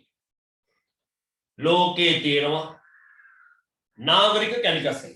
නගරවල හොස්පිටල් වලින් ඊට පස්සේ කර්මාන්ත ශාලා වලින් ගෙවල් වලින් විශාල වශයෙන් ප්ලාස්ටික් පොලිතින් දිරන නොදිරන අපද්‍රව්‍ය විශාල වශයෙන් දිනකට මුදාරන මේවා දාන්න ඉඩ කඩක් නැහැ ප්‍රමාණවත් මදි සමහර රටවල තාක්ෂණය නැහැ ප්‍රතිචක්‍රීකරණය වගේ දේවල් කරන්න සමහර කට්ටියගේ ආකල්ප හොඳ නැහැ මේ විවිධ හේතු හින්දා මේවා ඉතින් ඔය වෙරළට වෙරළයිනේ තියෙන කලපු වලට මෝයවල් වලට කඩලාන තියෙන තැන් වලට ගොඩ ගහනවා.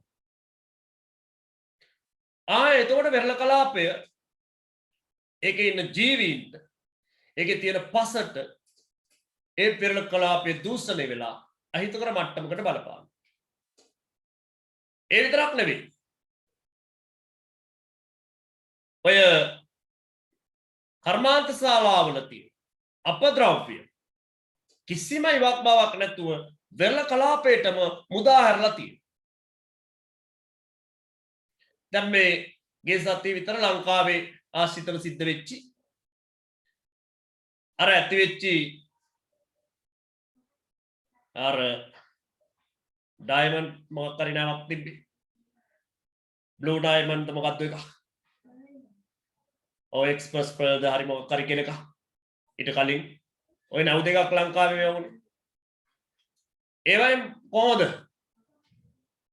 විරලට ගොඩ ගහපු ප්ලාස්ටික් බෝල කියවට ප්ලාස්ටික් ඇට කියලා අපි උඩ කියන පොලිතින් ඇට කියලා ඔය එතලින් කියලා අපි කියන්නේ ඕවා ඊට පස්සේ වෙනත් රසායනික ද්‍රව්‍ය මේවා පට්ට විදියට දැන් ලංකාවට ඔයා දැක්කනේ පටිසන්ධීපු හැටි වෙරළ කලාපයේ නට්ටම් වෙලා තියෙන මේ මාළු කන්න ඒවට මොකවත් බෑනේ දැන් දීවරවන්ට එහෙම වෙදා වෙරළ කලාපය ගන්න දෙයක් නැහැ සංචාර කර්මාන්තේ නැති ඉඳ හොඳයි මේ දවස්වල සංචාර කර්මාන්තේ තිබ්බන මාරල ඉඳ තෝකයක් හැදෙනවා මිනිස්සුන්ට හිතා හරි අහිතකර විදියට වෙරළ ඒ කියන්නේ නාවික අනතුරු මොනවද ඒවට කියන්නේ නාවික අනතුරු වෙලාවෙදිත් මේ වගේ වෙරළ කලාපයට බරපතල හානි සිද්ධ වෙනවා ඒ නිසා මේ හැම එකක්ම අපි කියනවා පොදුවේ කැලිකසල වෙරළ කලාප වලට මුදා හැරීම කියලා. හිතලා මුදා හරිනවද එහෙම නැත්නම් නැව ගිල්ලින නැත්තම් නැව ගිනි ගත්තින් තම උදාහරණ ටික දාලා නැහැ. කැලිකසල වල වෙල්ල කලාපේ කොහොම හරි මුදාහැරියන්නේ.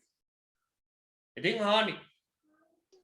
එතකොට අර ඉන්න කැස් බෑව් මාළු කරමල් වලට මේවා හිර වෙලා කැස් බෑව් වලට මේවා ගිලිලා ජීවන පද්ධතිය අවුල් වෙලා සිස්ටම් වෙනස් වෙලා දැඩි හානියක් ඇති කරනවා. කෙටි කාලින නෙවෙයි දිගු කාලින පවා විශාල හානි තොග පිටින් මේවායින් ඇති කරනවා. පැහැදිලිද? ඒ නිසා මේවා අතිශය බරපතල කාරණා විදිහට තමයි සලකන්නේ. මේ සාගර කලාප විතරක් නෙවෙයි දෙරළ පරිසරයම මේකෙන් විශාල හානියකට අගතියකටපත් වෙනවා. හරිනේ. එවලියන්න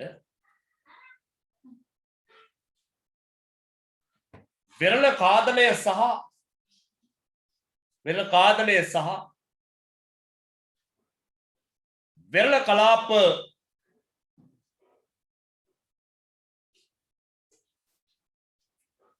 වල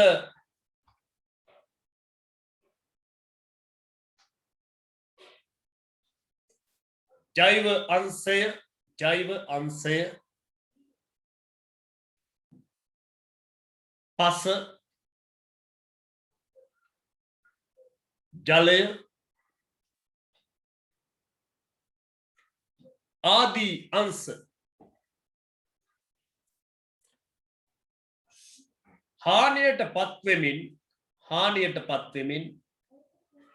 හානියට පත්වෙමින්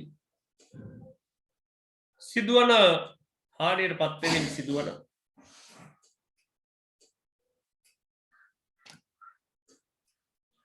වෙරළ හායලය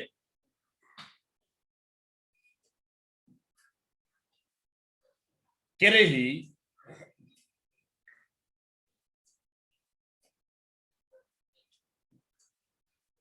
ප්‍රධාන මිනිස් ක්‍රියාවලියක් ලෙස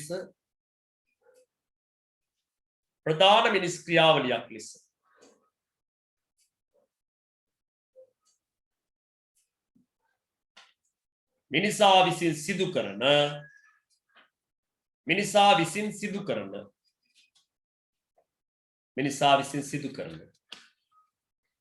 කැලිකසල මුදාහැරීම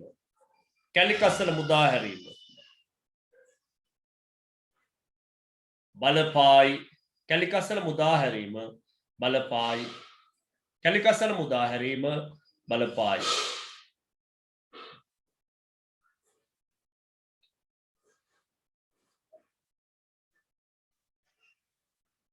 නාගරික ප්‍රදේශ ඇතුළු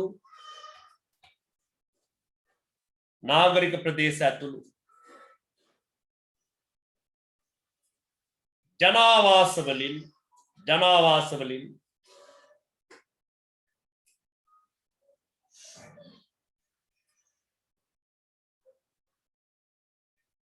මෙන්ම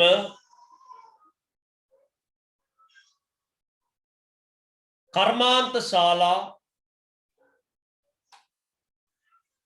ආදීන්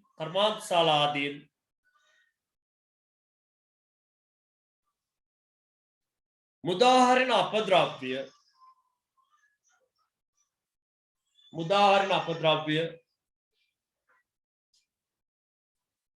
නිසා වැල්ල මෙන්ම කලපු ඩෙල්ටා ප්‍රදේශ ආදී වෙරළ පරිසර පද්ධති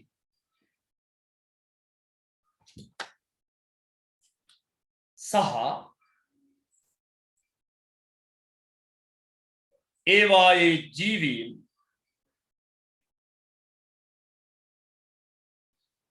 හානියට පත් කරයි.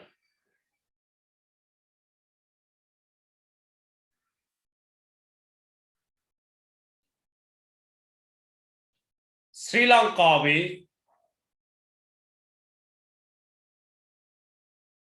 බස්නාහිර වෙරළ තීරුව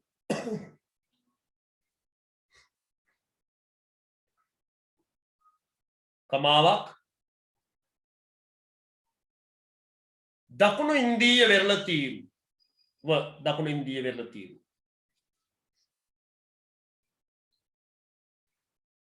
ආදී ප්‍රදේශ ඔස්සේ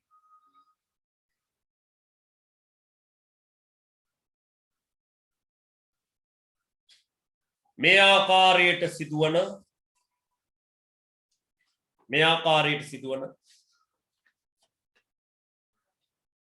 දැඩි වෙරළ හායනයක්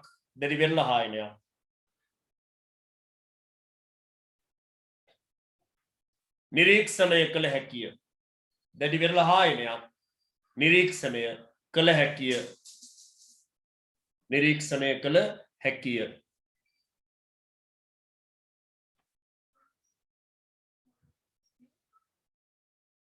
මුහුදු කලාපවල සිදුවන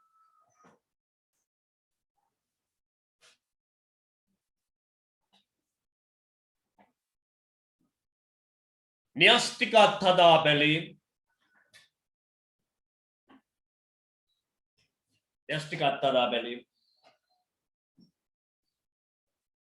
තෙල් නල පුපුරායාම්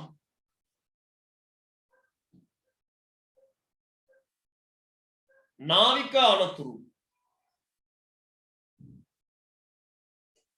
ආදිය මගින්ද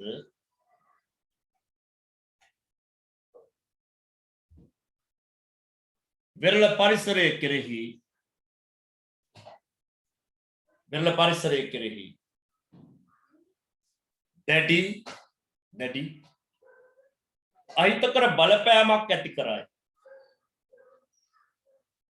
දැඩි අහිතකර බලපෑමක් ඇති කරයි. හොඳයි. ඒ එක මිනිස් ක්‍රියාකාරකමක් වෙරළ පරිසරයට හානි ඇති කරනවා. තව එකක් දාන්න දෙවෙනි කතාව.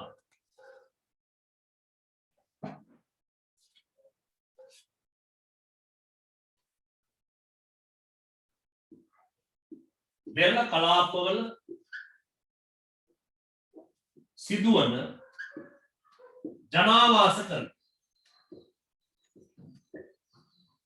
ජනාවාස කරන ඉස්සෙල්ලා එකත් එක්කත් සම්බන්ධයි. නමුත් මේක වෙනම කතාවක් විදිහට ගන්න.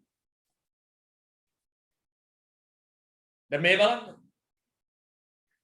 මිනිස්සු වැඩිපුර කැමති වෙරළ කලාපවල. මොකද ප්‍රවාහන පහසුකම් ඊට අමතරව නගරාසන්න පහසුකම් මේ වගේ විවිධ සාධක සලකලා බලලා මිනිස්සු වෙරළ කලාප වලට සේන්දු වෙලා පදිංචි වෙන ලෝක ජනගහනයෙන් 50%කට වඩා වෙරළ කලාප වල තමයි ජීවත් වෙන්නේ. ශ්‍රී ලංකාවෙත් 53%ක් විතර වෙරළ කලාප වල තමයි ජීවත් වෙන්නේ. ලංකාවේ තියෙන මුළු නගර වලින් හොඳම දැඩි විශාල නගර තියෙන වැඩිපුර වෙරළ කලාප වල. මේකෙන්ම තේරෙනවා වෙරළ කලාප වල දැඩි ලෙස නාගරීකරණයක් ජනාවාසකරණයක් සිද්ධ වෙනවා. එතන මේ ජනාවාසකරණය නිසා අපි කියනවා ඒවට ආයෝග්‍ය ඉදිකිරීම ඇති වෙනවා. කියන්නේ ගැළපෙන්නේ නැති ඉදිකිරීම ඇති වෙනවා. ඒ වගේම කැලිකසන මුදාහරණ. ඒ වගේම අනවසර ඉදිකිරීම ඇති වෙනවා. මේ හේතු කරගෙන වෙරළ ප්‍රදේශවල සාමාන්‍ය පරිසරය විනාශ වෙලා යනවා. දැන් හෝටල් ඉදිකිරීම වගේ දේවල් ගත්තොත් එකත් අපි දකිනවා වෙරළට දැඩි ලෙස හානිකර තත්ත්වයන් නිර්මාණය වෙන බවක්. පැහැදිලි? රයිට්. මෙම ලියන්න එක ලෝක ජනගහනයෙන්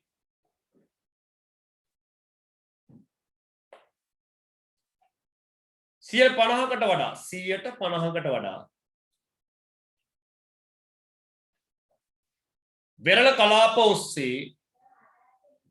වෙරළ කලාප ඔස්සේ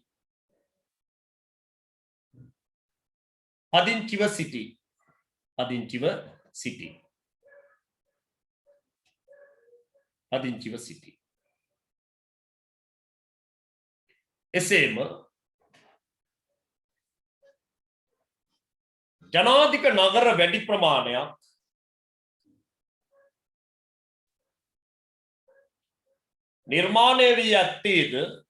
නිර්මාණය වී ඇත්තේද නිර්මාණය වී ඇත්තේද වෙරළ කලාපය ඔස්සේය. වෙරළ කලාපය ඔස්සේය. වෙරළ කලාපය ඔස්සේය. වෙරළ කලාපය ඔස්සේය.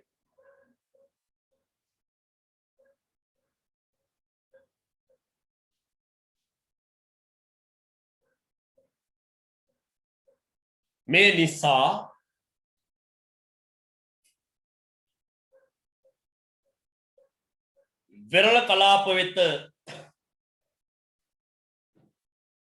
වෙරළ කලාප වෙත සිදු කරන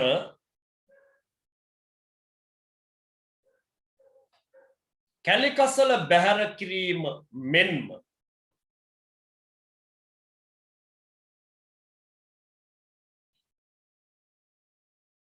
අයෝග්‍ය ඉදිකිරීම කමාවක් අනවසර ඉදිකිරීම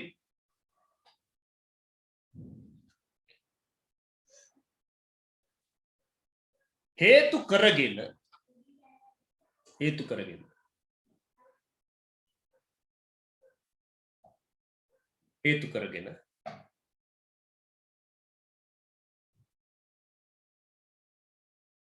වෙරළ පරිසරය වෙත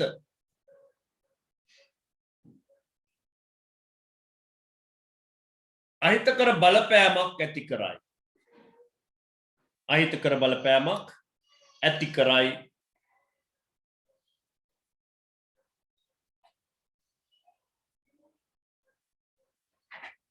එසේම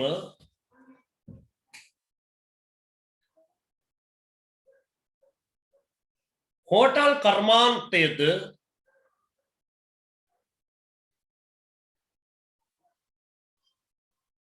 මේ යටතේම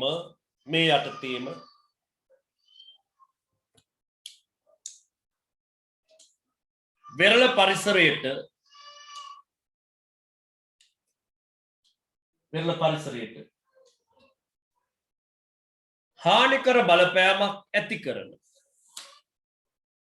හානිකර බලපෑමක් ඇති කරන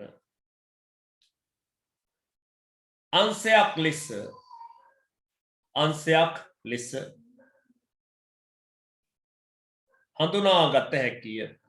හඳුනාගත හැකිය.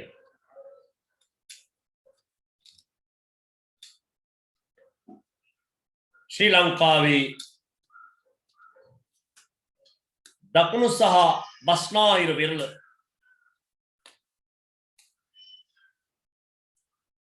කලාපවල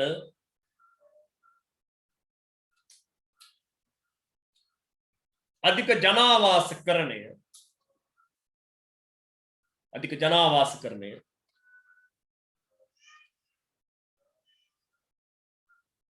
එහි වෙරළ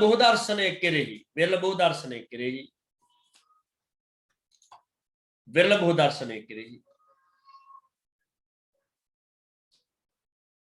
දැඩි අහිතකර බලපෑමක්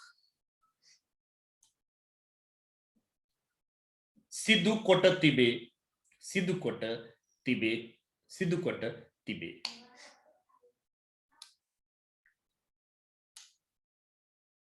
හොඳයි. තුන්වෙනි කතාවක් විදියට ගොඩාක් කතා තියෙනවා. කතා තුනයිනේ කියන්නේ කියලා. රයිට්. කතා කිව්වේ කොටස්, අංශ, උදාහරණ ඔය ඕන නමක්. එකක් තමයි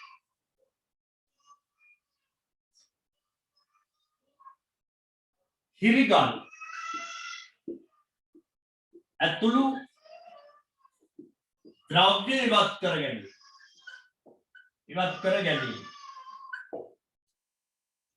හිරිගල් ඇතුළු ද්‍රව්‍ය ඉවත් කර ගැනීම. දැන් මේ බලන්නකො. ලංකාවේ දැඩි නීති රීති යටතේ දැනට නම් මේක මර්ධනය කරලා තියෙන්නේ. නමුත් දකුණු ඉන්දියානු වෙරළ එහෙම තාමත් ම්ලේච්ඡ විදියට වෙරළේ තියෙන අර කොරල් පර කඩලා බිඳලා ඉවත් කරගෙන යනවා. සාමාන්‍ය කොරල් පර අඟල් 3ක් වර්ධනය වෙන්න අඟල් 3ක් කියන්නේ සෙන්ටිමීටර් 6ක් 7ක් විතර වෙන්නේ. හැදෙන්න අවුරුද්දක් යනවා. මිනිස්සු විනාඩි 5න් ටොන් ගාණක් ගලවගෙන. ඉතින් වෙරළ පරිසරය රැකෙයිද? වෙරළ කාදනය වැඩි වෙන කොරල් පර ඉවත් කරපුවා. ලංකාවේ කොරල් පර ඔස්සේ සිදු කරන සංචාරක කර්මාන්තයක් ගැන හිතන්න අමාරුයි. මේ වෙනකොට දැඩි ලෙස රසායනිකව හානි වෙලා ඉන්නේ. කොමාරි එක නෙවෙයි කියන්න යන්නේ. මේ හිරිගල් කඩලා ඉවත් කරගන්න. ලංකාවේ මේක බරපතල විදිහේ සිද්ධියක් විදියට දශක කීපයක් සිද්ධ වුණා. කොරල් පර විතරක් නෙවෙයි. ඇතුළු ද්‍රව්‍යනේ වැලි ඉවත් කරගන්න. මේ වැලි හොදලා ගොඩනැගිලි ඉදිකිරීම වලට යොදා ගන්න. ඉතින් වෙරළේ වැලි ඉවත් කරන්න වෙරළ කාදනය වැඩි වෙනවා. මේ විදිහට වෙරළේ තියෙන වැලි, වෙරළේ තියෙන හිරිගල් මේවා තමයි ප්‍රධාන වශයෙන් මිනිස්සු ඉවත් කරගන්න. ඉවක් බවක් නැත්නම් ඉවත් කරපුවාම ඒක වෙරළ කාදනයට දැඩි ලෙස හානිදායක වටපිටාවක් ඇති කරනවා. එතකොට ලංකාවේ තරමක් දුරට මේ තත්ත්වයන් පාලනය කරලා තියෙනවා. නමුත් වැලි ඉවත් කර ගැනීම නම් තාමත් හොඳටම සිද්ධ වෙනවා. හිරිගල් කැඩීම තමයි මර්ධනය කරලා තියෙන්නේ, පාලනය කරලා තියෙන්නේ. නමුත් දකුණු ඉන්දියාව වෙරළ ප්‍රදේශය ඊට පස්සේ අපි ගත්තොත් එහෙම පාකිස්තාන වෙරළ ගත්තොත් එහෙම පොඩි වෙරළක් යාලට තියෙන එක කොටසක් විතරක් යාලා එක තීරුවක් තියෙන යාලට. ඊට පස්සේ අපි ගත්තොත් එහෙම බංග්ලාදේශ වෙරළ මේ වගේ වෙරළ ප්‍රදේශ ලෝකේ හිරිගල් කැඩීම සඳහා වඩාත් ප්‍රසිද්ධයි. ඒ ප්‍රදේශවල දැඩි ලෙස වෙරළ ඝාතනයක් සිද්ධ වෙනවා. right ලියන්නේ නම්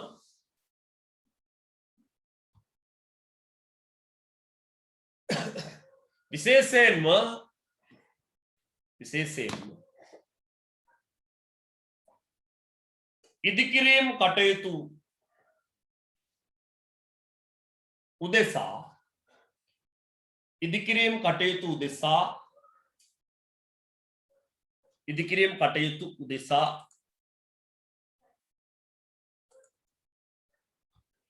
වෙරළ කලාපවල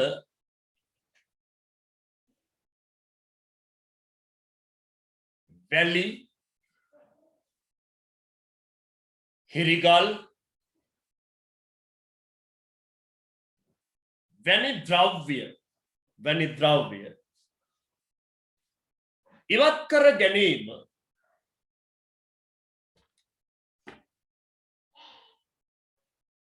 ලෝකයේ බොහෝ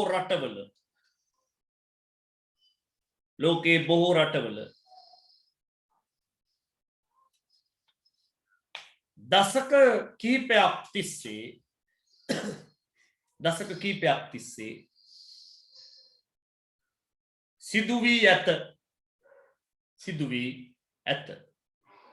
සිදු වී ඇත. එය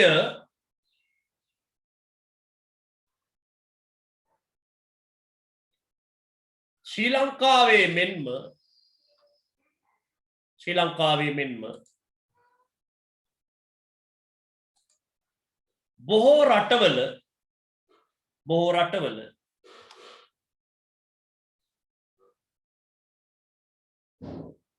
වෙරළ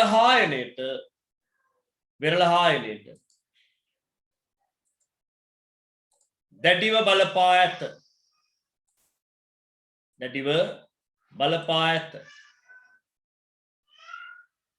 බලපා ඇත.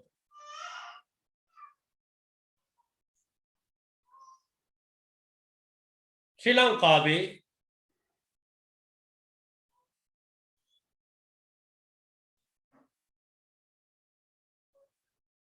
දකුණු සහ බටහිර වෙරළ තීරය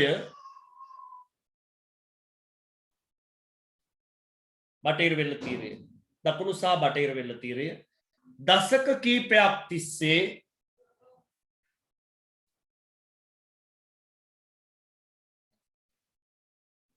හිරිගල් කැඩීම නිසා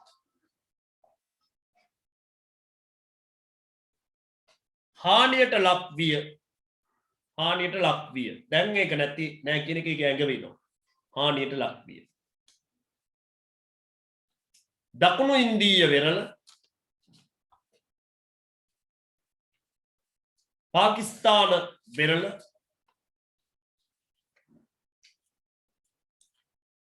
බංග්ලාදේශ වෙරළ වැනි කලාප වර්තමානය වන විටත් දැඩි ලෙස හානියට ලක්වෙමින් පවතී. හානියට ලක්වෙමින් පවතී.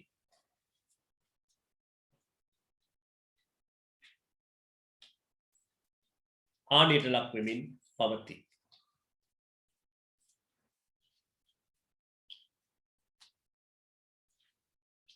වැලීවත් කර ගැනීම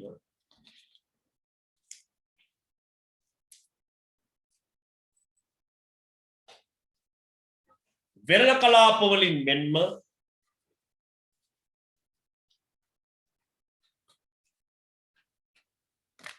රට අභ්‍යන්තරයේ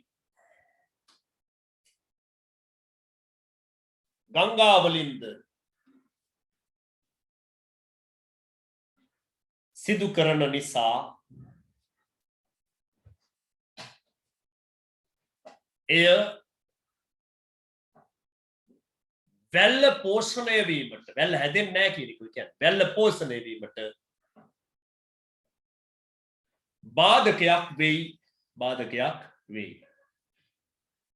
බාධකයක් වෙයි. හොඳයි. එතකොට පුතා ඔය ප්‍රශ්න සමග ඔය උත්තරෙත් එක්කම අපේ ප්‍රශ්නේ උතනින් සාකච්ඡාව ඉවර වෙනවා. එතකොට ඔය ප්‍රශ්නේ උතනින් අවසන් කරනවා. ඕක හොඳටම පාඩම් කරගන්න. හොඳට නෝට් එක සම්පූර්ණ කම්ප්ලීට් ලස්සනට ලියා ගන්න.